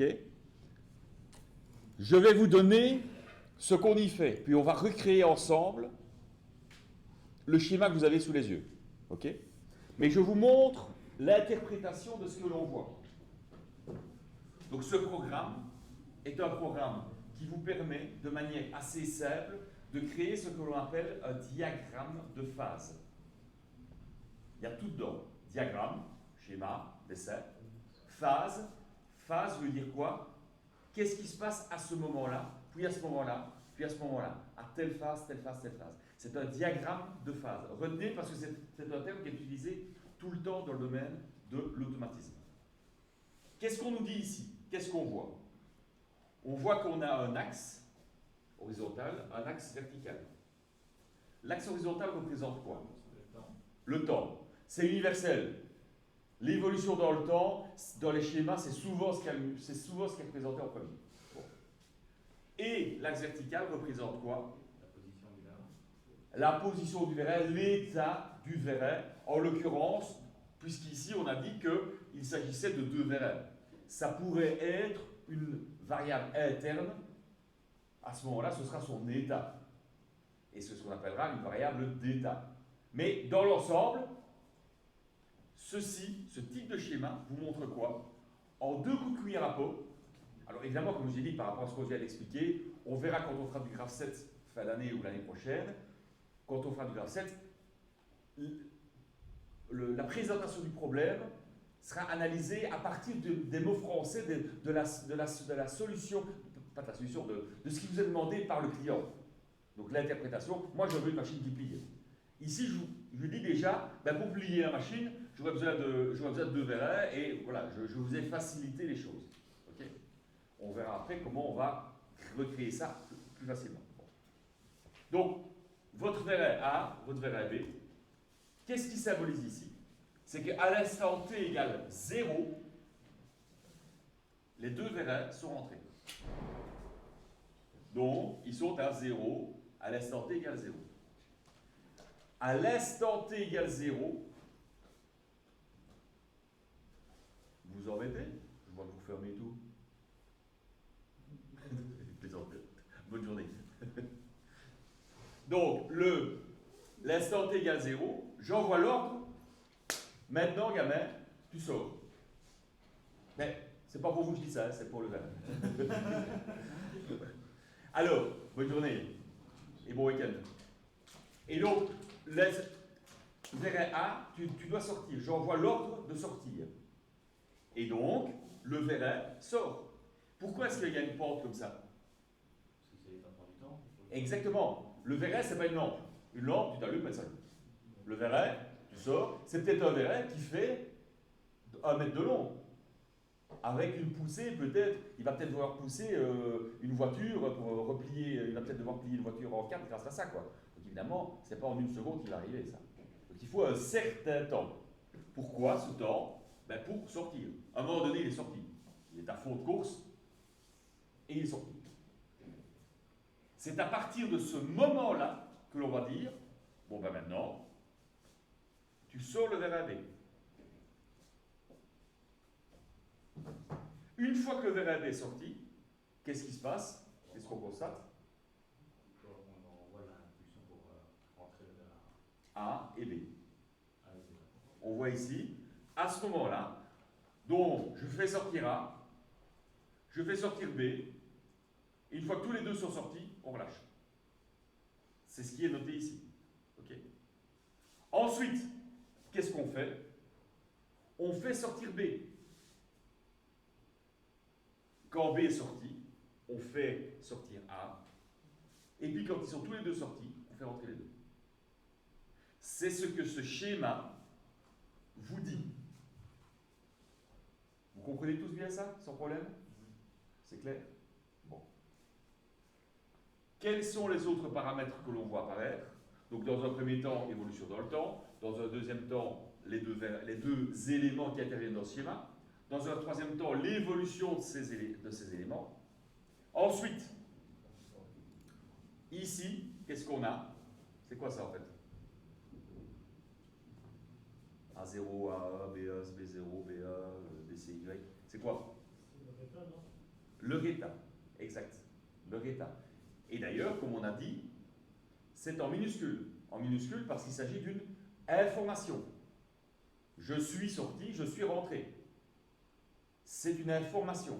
Comme c'est une information, ça nécessite peu d'énergie, donc c'est représenté avec une variable, avec une minuscule. Ok? Donc A0, B0, A1, B0, A1, A1, B1, A0, B2. Qu'est-ce que ça correspond? Ben, ça correspond à la valeur d'entrée. Pour démarrer, j'ai besoin qu'une variable interne soit activée, notre fameux DCY, qui a été intervenu déjà dans un ou deux schémas que vous avez déjà vu avant, qui est en fait début de cycle. C'est quelque chose qui active une variable, début de cycle. Comme ça, ce quelque chose, s'il arrive de manière intermittente, on s'en fout. C'est début de cycle qui dit que je peux démarrer. Okay? C'est une variable qui permet de maintenir, c'est un flag qui permet de dire je suis dans une condition suffisante que pour arriver et pour maintenir ça tant qu'il n'y a pas un ordre au contraire qui va me dire je désactive ce DCY. Et à 0B0. Donc ça veut dire que je scrute dans mon programme si mon vérin est rentré, si le vérin A est rentré, et si le variable B est rentré. Et en même temps, si j'ai un DCY qui passe à A. Donc, autrement dit, condition initiale, finalement, c'est ça. Condition initiale, tout rentré. Impulsion sur le bouton poussoir, DCY. Et j'ai mon variable qui sort, le A en l'occurrence. Une fois qu'il est sorti, on scrute et on constate qu'à cet instant T, on a que notre variable B est bien sorti, B0, et notre variable A, pardon, est bien rentré, est resté rentré, B0, et notre variable B est bien sorti, A1. Attention, ici, A0, il vaut combien ici au milieu, il vaut combien A0? Ici, il vaut 0. Et A1, il vaut combien? Allez, ici, hein, entre les deux, hein, entre 0 et 1, à ce moment-là. Il vaut 0 également. Parce qu'évidemment, comme ce sont des capteurs qui disent rentrer ou sortie, ben quand je suis entre les deux, ben, je suis ni rentré ni sorti. Je suis entre les deux, je ne sais pas ce que je fais. Mais en tout cas, ils valent tous les deux 0. Okay. C'est pour ça que dans le cadre de capteurs de fin de course, on ne se soucie en général, je dis bien en général, dans de rares cas, ce ne sera pas vrai, mais ici, dans la majorité des cas, on ne se soucie de ce qui est actif. Ce qui est désactif, on s'en fout. Parce qu'évidemment, dans le cadre d'un VRR, A0, B0, s'ils valent 0, ça veut dire qu'on verrait dans un état indéterminé. Et c'est le pire qu'on puisse avoir en technique, c'est avoir l'indétermination. Parce que justement, cette indétermination amène une instabilité possible. Donc on doit se soucier de l'état actif de notre capteur. S'il est actif, ça veut dire qu'on sait où se trouve le VRM. Si les deux ne sont pas actifs, on ne sait pas où se trouve le VRM. Okay. Donc c'est pour ça que A0, ça veut dire qu'on sait que c'est A0, c'est pas A0 bar. Je dis, dans de rares cas, on utilisera effectivement le A0 bar, mais je dis, dans les applications qu'on va faire nous ensemble, ce ne sera jamais le cas. Donc, A0, ici on est en A0B1, donc on constate bien que, non pardon, A1B0, on constate bien qu'on est en A1 et en B0. Ici on constate quoi? Qu'on est en A1B1, A1B1. Ici on est en A0B0. Ici on est en A0, on est bien en A0B1. Et là, on est bien en A1, B1. Et ici, A0, B0. Donc ça, c'est le quatrième paramètre important. Donc, premier paramètre, comme je l'ai dit, les axes. Deuxième paramètre, les noms des éléments qui interviennent dans le diagramme. Troisième paramètre, l'évolution de nos éléments étudiés dans le temps. L'un par rapport à l'autre, toujours. Parce qu'évidemment, ça, c'est un instant T où on scrute évidemment ce qui se passe partout. L'instant T ici, c'est un instant de basculement. C'est un instant de transition. Je choisis le terme justement transition, parce que quand on fera du graph 7, on verra que ça s'appelle une transition et que l'aspect transition est très important. En RAD, elle l'est aussi de toute façon forcément, mais on ne l'utilise pas forcément ce terme. Mais le terme de transition ici, parce que c'est à ce moment-là qu'on va faire une transition, c'est-à-dire qu'on va activer quelque chose ou désactiver quelque chose pour qu'il y ait un changement. Pour qu'il y ait quelque chose, pour que l'on change notre état qui est connu, puisqu'à cet instant T-là, il est connu. On sait que A est rentré et que B est rentré. Et accessoirement, DCY est activé. C'est un instant connu, un instant T connu, pour lequel on a des variables qui nous intéressent, qui sont connues. Ensuite, donc comme je l'ai dit, premier, deuxième, troisième, quatrième. Le cinquième paramètre, c'est quoi? C'est les sorties. Alors évidemment, moi ici, j'ai ajouté en plus des numérotations d'état. C'est pas obligatoire, mais c'est quand même mieux. Pour une question de facilité technique. Okay. Mais donc, vous avez la transition ici qui nous dit A0, B0, DCY. A+, qu'est-ce que c'est A+?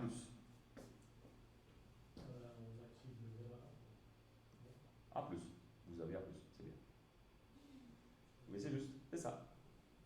Exactement. Donc il y a un aspect là, et c'est pour ça qu'il est cette fois-ci en majuscule, Parce qu'il y a un aspect puissance, un aspect activation, action qui interviennent. Et donc là, on ne travaille pas sur les faits de course, on ne va pas scruter ce qui se passe sur les faits de course, on va activer une sortie, donc on va envoyer de l'air dans un piston. Ok? Donc, avec ça, vous avez tout ce qu'il vous faut pour évaluer le programme que vous allez faire. Dès qu'on vous donne ceci, derrière ça, il y a une petite moulinette qui va se mettre en place et qui va vous permettre de faire, je vais dire, en 6 lignes de code, faire ce programme-là, à peu près. À mon sens, 6 et 8 lignes de code maximum. Ok? Ça, c'est la première chose, c'est le diagramme de phase. Dès que vous allez avoir ce diagramme de phase, vous allez pouvoir l'analyser. Alors évidemment, ici, c'est un schéma simple.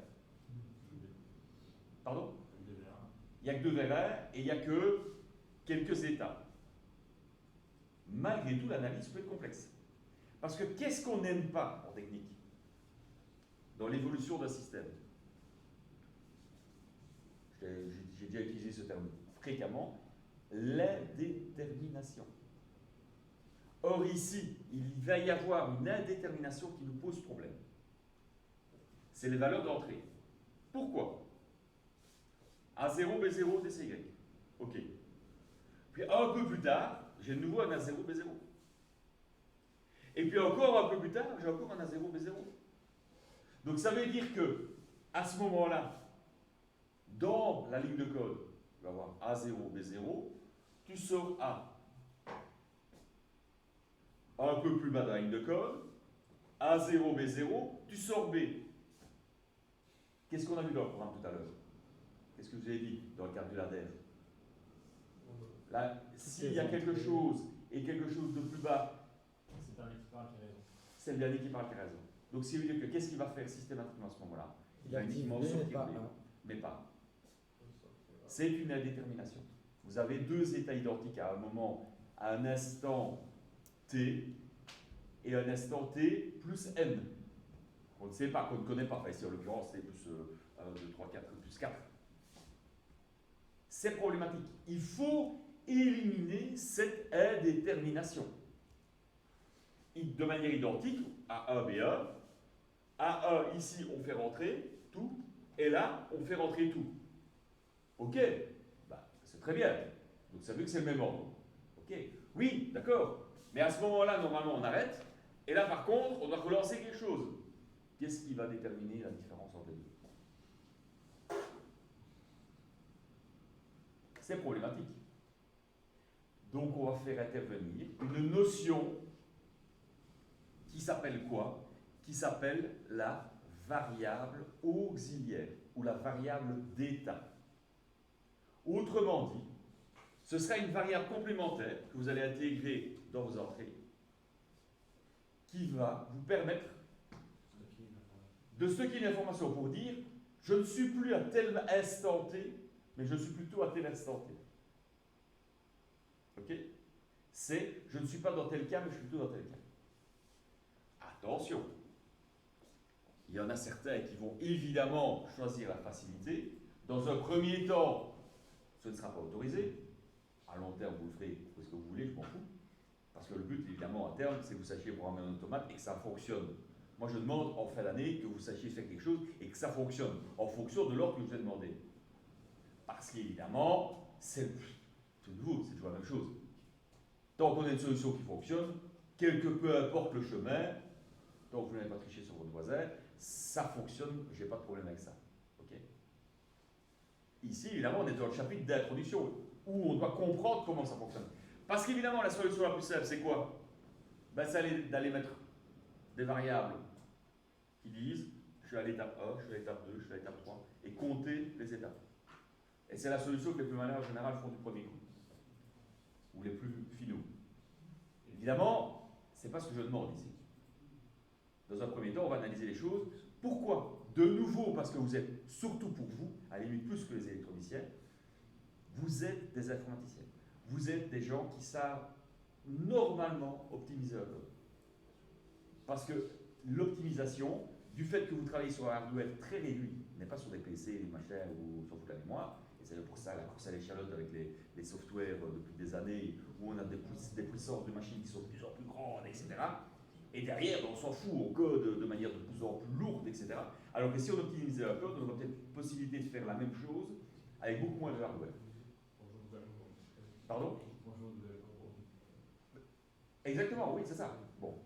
Eh bien, ici, c'est la même chose. Je vais vous demander dans un premier temps d'optimiser votre code. Après, vous voulez numéroter vos étapes, je n'ai pas de problème avec ça. Et de toute façon, dans l'absolu, quand vous ferez du graph 7, donc le programme un peu plus avancé, qui est sous forme d'organigramme, virtuellement, lui, c'est ce qu'il fait. Lui, par défaut, il numérote toutes les étapes. En fonction, justement, du numéro d'étape que vous aurez donné dans la définition de votre graph 7. Ici, dans un premier temps, qu'est-ce qui va se passer? À votre avis, qu'est-ce que vous allez avoir besoin comme variable d'état? Combien est-ce que vous allez avoir besoin de variables d'état? 1, 2, 3, 4, 10? Pardon? Avec 2, vous pouvez en sortir, mais je pense qu'avec une, vous pouvez en sortir aussi. Parce que, à partir de quel moment est-ce que ça change? Ici. Si, supposons qu'ici, vous ayez une variable d'état qui soit mise à 0. On prend la variable d'état. Oui. Ben, non, non, non. On n'a même pas besoin. On a besoin juste que de là. Parce que, ici, A1, B1. Il faut le différencier avec celui-là. Donc c'est à ce moment-là que normalement cette variable doit être différente de celle-là. Pour la ligne suivante, le A0, il faut le différencier de celui-là. Et de celui-là. De celui-là, c'est facile parce qu'il y a des CY. Donc à la limite, lui, ça n'intervient pas. Mais il faut le différencier de celui-là. Donc ce qui veut dire que c'est vraiment le basculement se fait à peu près ici. J'aurais tendance à dire ici. Donc si votre variable, ici et ici, vous la mettez à 0, donc V bar, V bar. Puis que, entre-temps, ici, vous ajoutez en plus une petite variable, que vous la mettez à 1, donc cette variable passe à 1, donc c'est V, ben, que vous mettez ici pour différencier donc A0 ou B1, on n'a pas besoin de le différencier, donc on s'en fout. A1, B1, là, il faut le différencier avec celui-là. Donc ce sera V. Et puis, ici, celui-ci, V.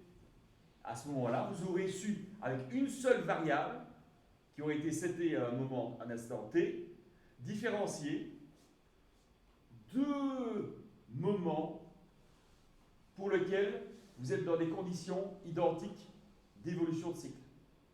Mais pour lesquels la suite ne sera pas la même. Ok? Donc vous voyez, d'un côté, la solution simple, une variable par une mémoire, un numéro d'étape qui sera évidemment une lourdeur, parce qu'évidemment une numérotation veut dire que ce n'est pas un bit, hein, ce n'est pas une variable booléenne, hein, si c'est ici en l'occurrence il y a 6 étapes, ben vous aurez au moins 3 bits. Okay? Donc c'est déjà beaucoup plus lourd d'un point de vue informatique et d'un point de vue mémoire interne que d'avoir un seul bit. 3 fois plus lourd. C'est un cycle ultra simple. Hein. Si on ajoute 10 lignes, ça va vite devenir 4, 5, 6 bits. Alors que si ça se trouve, si vous faites une analyse complète et correcte de votre système, peut-être qu'avec 1 bit ou 2 bits supplémentaires, ce sera suffisant. Alors jamais, hein, on s'attend pour se faire rire. Hein. Jamais. C'est vraiment une optimisation maximale. Mais ça vient du fait que vous avez une limitation dans votre hardware. Parce que si c'est un microcontrôleur qui se trouve derrière, ou un automate qui a un certain nombre de mémoires limitées, ça peut vite devenir une lourdeur et un ralentissement du cycle. Parce qu'évidemment, cette gestion de mémoire ralentit également votre cycle de fonctionnement, évidemment. Alors, je dis, avec Siemens S7, avec 10 Go de mémoire à l'intérieur, on fout, on est d'accord. Mais malgré tout, il faut, avant de courir, il faut savoir marcher. Ok? Comprenez vers où je vais? Bon. Donc maintenant, je vais vous montrer comment on crée ceci. Est-ce que ce programme, vous l'aviez téléchargé? Je pense que je l'avais mis sur la plateforme. Diana. Non? Pas pour vous? Ok. Quelqu'un a une clé? Je vais vous le transmettre. Ah ben non, je vais le mettre sur la plateforme. Vous avez vu ça que c'est Internet, hein? Ok. Je vous le mets sur la plateforme. C'est un petit fichier exécutable. Il n'y a pas d'installation. Ah si, non, il y a une installation, mais rapide, il n'y a pas de souci. Faites-le, je vais vous le donner de suite. Donc, quand vous l'ouvrez, normalement, hein, vous avez, évidemment, il faut que je me mette sur la bonne page, voilà.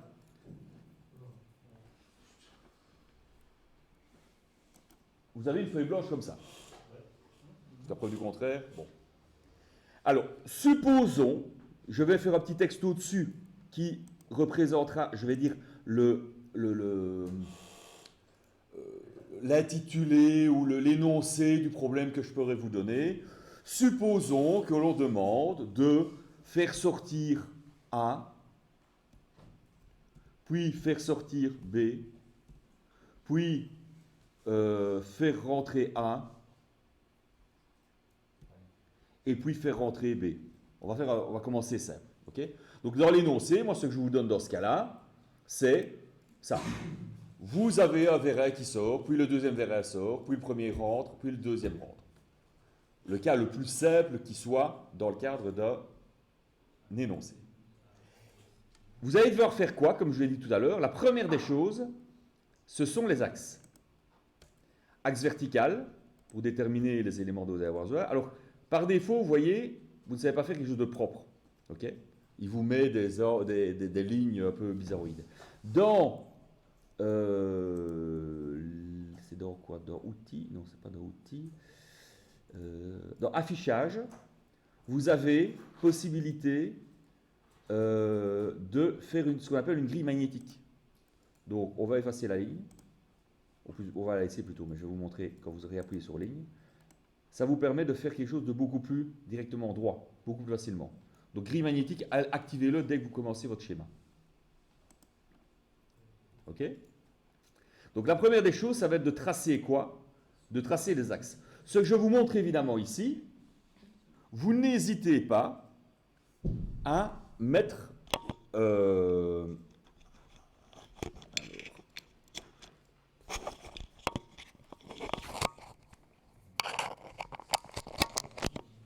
avec un micro qui fonctionne, c'est quand même mieux. Alors, vous n'hésitez pas évidemment à faire une sauvegarde parce que vous aurez toujours besoin, quand vous allez faire vos schémas, d'un canevas de base. Une fois que vous aurez fait vos canevas avec les axes, avec les noms de vérins, vous le sauvegardez tel en vierge, ça vous évite de devoir chaque fois recommencer évidemment le double axe. Donc, les axes, par défaut, j'ai tendance moi à les mettre en noir. Donc ici, pour pouvoir changer la couleur, de mémoire, c'est simplement un bouton droit, non, propriété. Et là, vous pouvez changer la couleur directement de votre système. Couleur de ligne, on va aller la prendre noire. Appliquer. OK. Oui. Pourquoi on a. Enfin, je suppose que je parle pour pas mal de gens. Nous, on a des flèches. Vous avez cliqué sur la notion. C'est en bas. Tu vois, là, il y a une flèche. Ah oui, évidemment, moi, sur mon affichage, je n'ai pas tout l'écran. C'est pour ça, effectivement. Mais en gros, effectivement, ici en dessous, vous avez possibilité en bas à gauche. Ouais, il y a trois niveaux dans le truc et la fin c'est une flèche, tu dois simplement être libre. Voilà, exactement. Exactement. Ici, donc flèche. Là, vous pouvez choisir le type de flèche d'en bout, le type de ligne de milieu, trait, traitillé, ligne complète, etc. Et l'autre en bout. OK? Alors effectivement, ben, cette ligne-là, on va faire un en bout, on va mettre une petite flèche traditionnelle pour montrer que... Pourquoi s'il n'a pas fait? C'est pas dans l'autre sens? Non, parce que là, c'est déjà dessiné. En fait, lorsque vous le rechangez comme ça. Ah oui, il faut être dans propriété alors. Il faut aller sur les propriétés, bouton droit, propriété, et mettre à ce moment-là un en bout à la fin. Et là, vous avez votre petite flèche qui vous montre l'état, qui vous permettra de montrer le sens de l'état, quoi. Hein? Ce serait débile d'aller faire l'inverse. Sauf si vous travaillez en logique inversée. Il serait possible effectivement de travailler en logique inversée aussi, évidemment. Hein. Il arrive dans certaines applications de devoir travailler sur du normalement ouvert. Ici, non, ce sera du normalement fermé dans le cadre d'une logique traditionnelle. Alors, même chose pour le deuxième. Hop, le deuxième trait d'axe. Évidemment, par défaut, il se remet en... Avec la flèche comme ceci, on va remettre droit. L'évolution dans le temps, petite flèche, et alors en noir. pour être sûr que ça reste, ce que vous faites, vous devez choisir ici, ben, couleur par défaut et trait par défaut. Ici, en l'occurrence, rien du tout. Et l'autre, la petite flèche. Comme ça, la prochaine flèche, la prochaine ligne que vous avez tirée, eh bien, elle sera directement comme vous avez envie qu'elle soit tirée. Ok? Donc là, vous avez déjà fait la moitié du travail. C'est le plus dur, c'est de faire les traits d'axe. Autre trait d'axe, maintenant, ce sera quoi? Ce sera les traits de transition. Alors, transition, j'ai pour habitude de les faire en traitier pour bien les différencier et accessoirement peut-être de choisir une autre couleur. Vous pouvez le faire en rouge ou en vert, c'est un petit peu comme on veut. Donc, ce sera quoi? Ce sera un trait qui correspond à quoi? À ce qu'on a vu tout à l'heure, une transition. Donc, le passage d'une étape à une autre. Vraiment, l'instant T, c'est cet instant T-là qu'on étudiera. Okay. Après ça, fonction de base de Windows, CTRL-C, CTRL-V, et vous savez déplacer vos axes comme vous en avez envie.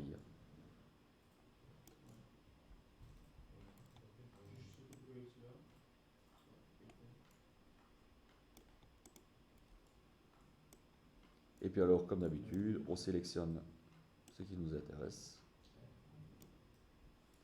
CTRL-C, CTRL-V, et on en fait comme ça à l'infini.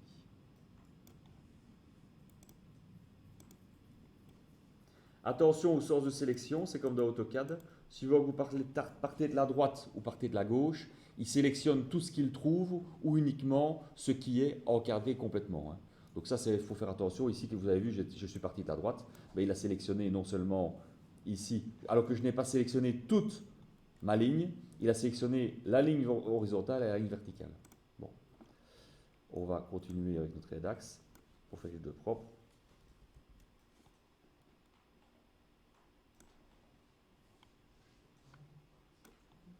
Voilà. Avec ça, vous savez déjà faire un paquet d'étapes, comme vous pouvez voir. Hein. Ici, rien qu'avec des traits comme ceux-là, vous avez déjà beaucoup.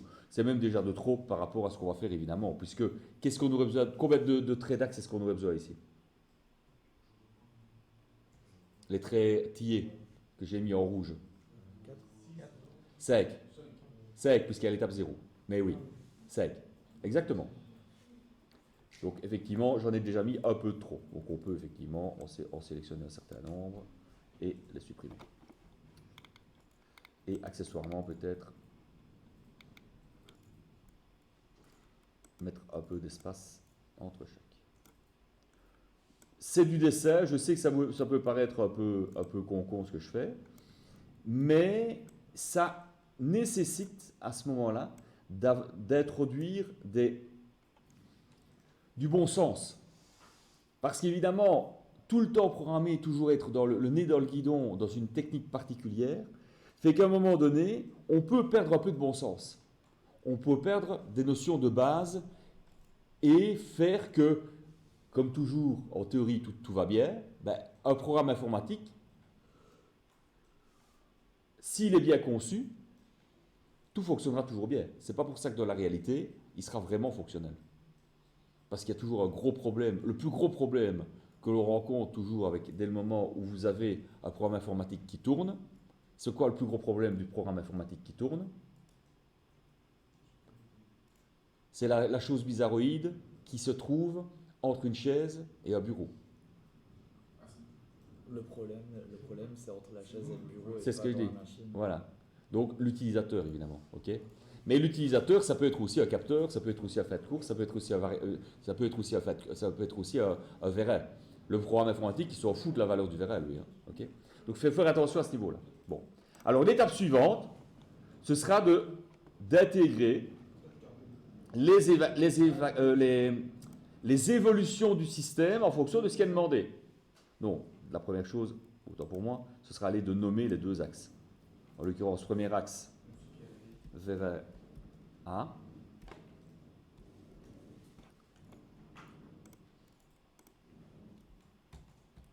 Il y a le ballon qui va bientôt s'envoler.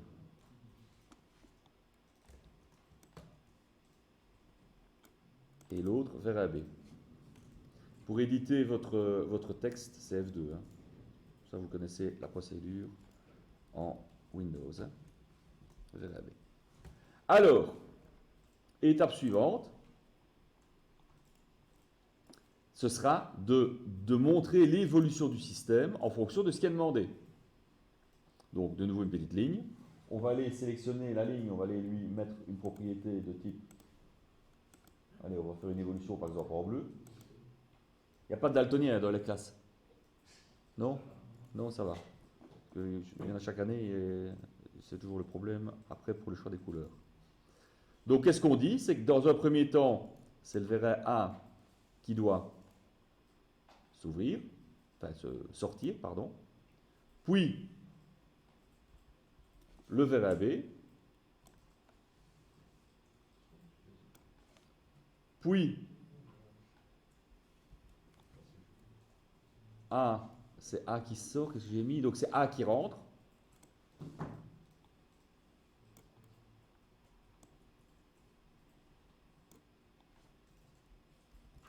Et puis, c'est B qui rentre. Entre les deux, il faut faire évidemment un trait de liaison pour montrer les étapes que l'on rencontre. OK?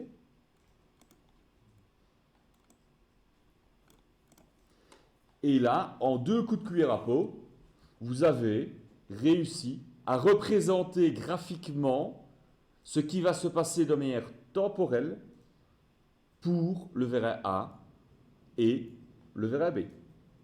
N'est-il pas? OK? Alors c'est tout con, c'est un petit programme à la con, vous avez vu, ça fait 3... c'est un freeware en plus. Donc, en plus, on n'est même pas dans l'illégalité en le téléchargeant ou en l'utilisant, ce qui est rare dans le domaine informatique de nos jours. On va le remercier pour le GNU. Voilà. Mais avec ça, vous avez normalement l'outil de base d'un automaticien. Parce qu'avec ça, enfin, encore une fois, ça s'appelle dia, parce que diagramme, vous savez faire d'autres types de diagrammes. Hein. Ici, on parle de diagramme de flux, alors que c'est un diagramme de phase.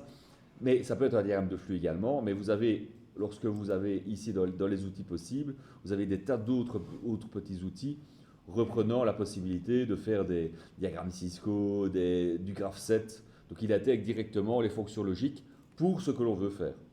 Okay? Ici en l'occurrence, pour du ladder aussi. Donc vous pouvez également faire votre petit schéma au ladder. Ça n'a évidemment pas d'intérêt puisque là ce ne sera jamais un programme, ce sera juste de la schématique. Ouais. Pour ce qui nous intéresse dans un premier temps, c'est largement suffisant. Alors ensuite, qu'est-ce que vous avez dit? Donc on détermine les axes, on détermine les vérins, on détermine l'évolution des vérins, et puis qu'est-ce qu'on doit déterminer?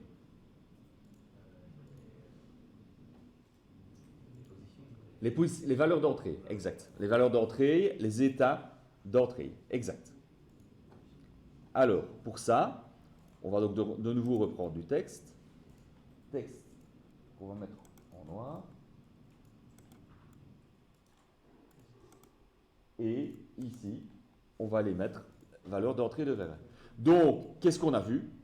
Ben, c'est que c'est A0, puisque le vérin A est rentré. B0. Et en même temps, qu'est-ce qui va mettre le départ à la course? Qu'est-ce qu'on a vu? C'est une variable interne qui s'appelle DCY, début de cycle, qui ne sera active que tant que vous voulez que votre cycle fonctionne. C'est un mode, c'est ce qui vous permet de faire fonctionner votre système en automatique. Vous activez votre DCY par un bouton poussoir, et tant que vous n'appuyez pas sur un bouton qui va permettre de désactiver cette fonction, le système va fonctionner de manière indéfinie et sans jamais s'arrêter. OK?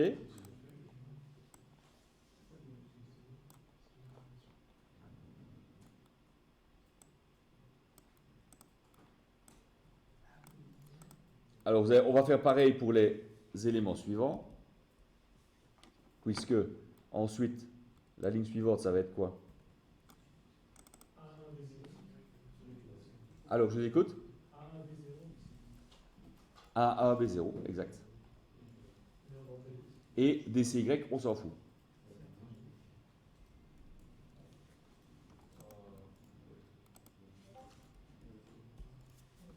Ensuite, l'étape suivante, A1, B1. AABA, exact.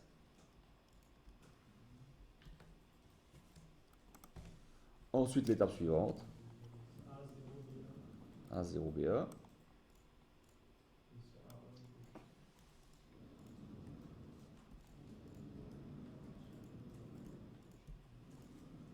Et la dernière étape, A0, B0.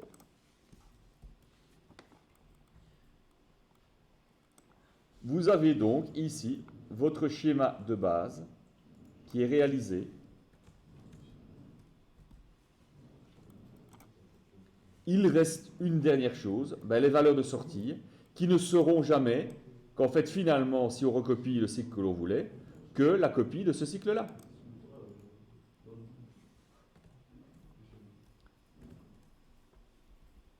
Sortir.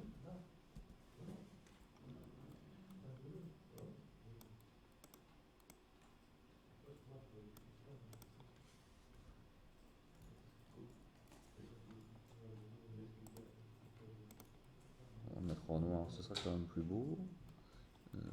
Couleur de texte. Sortir. Là, qu'est-ce qu'on fait? On l'édite.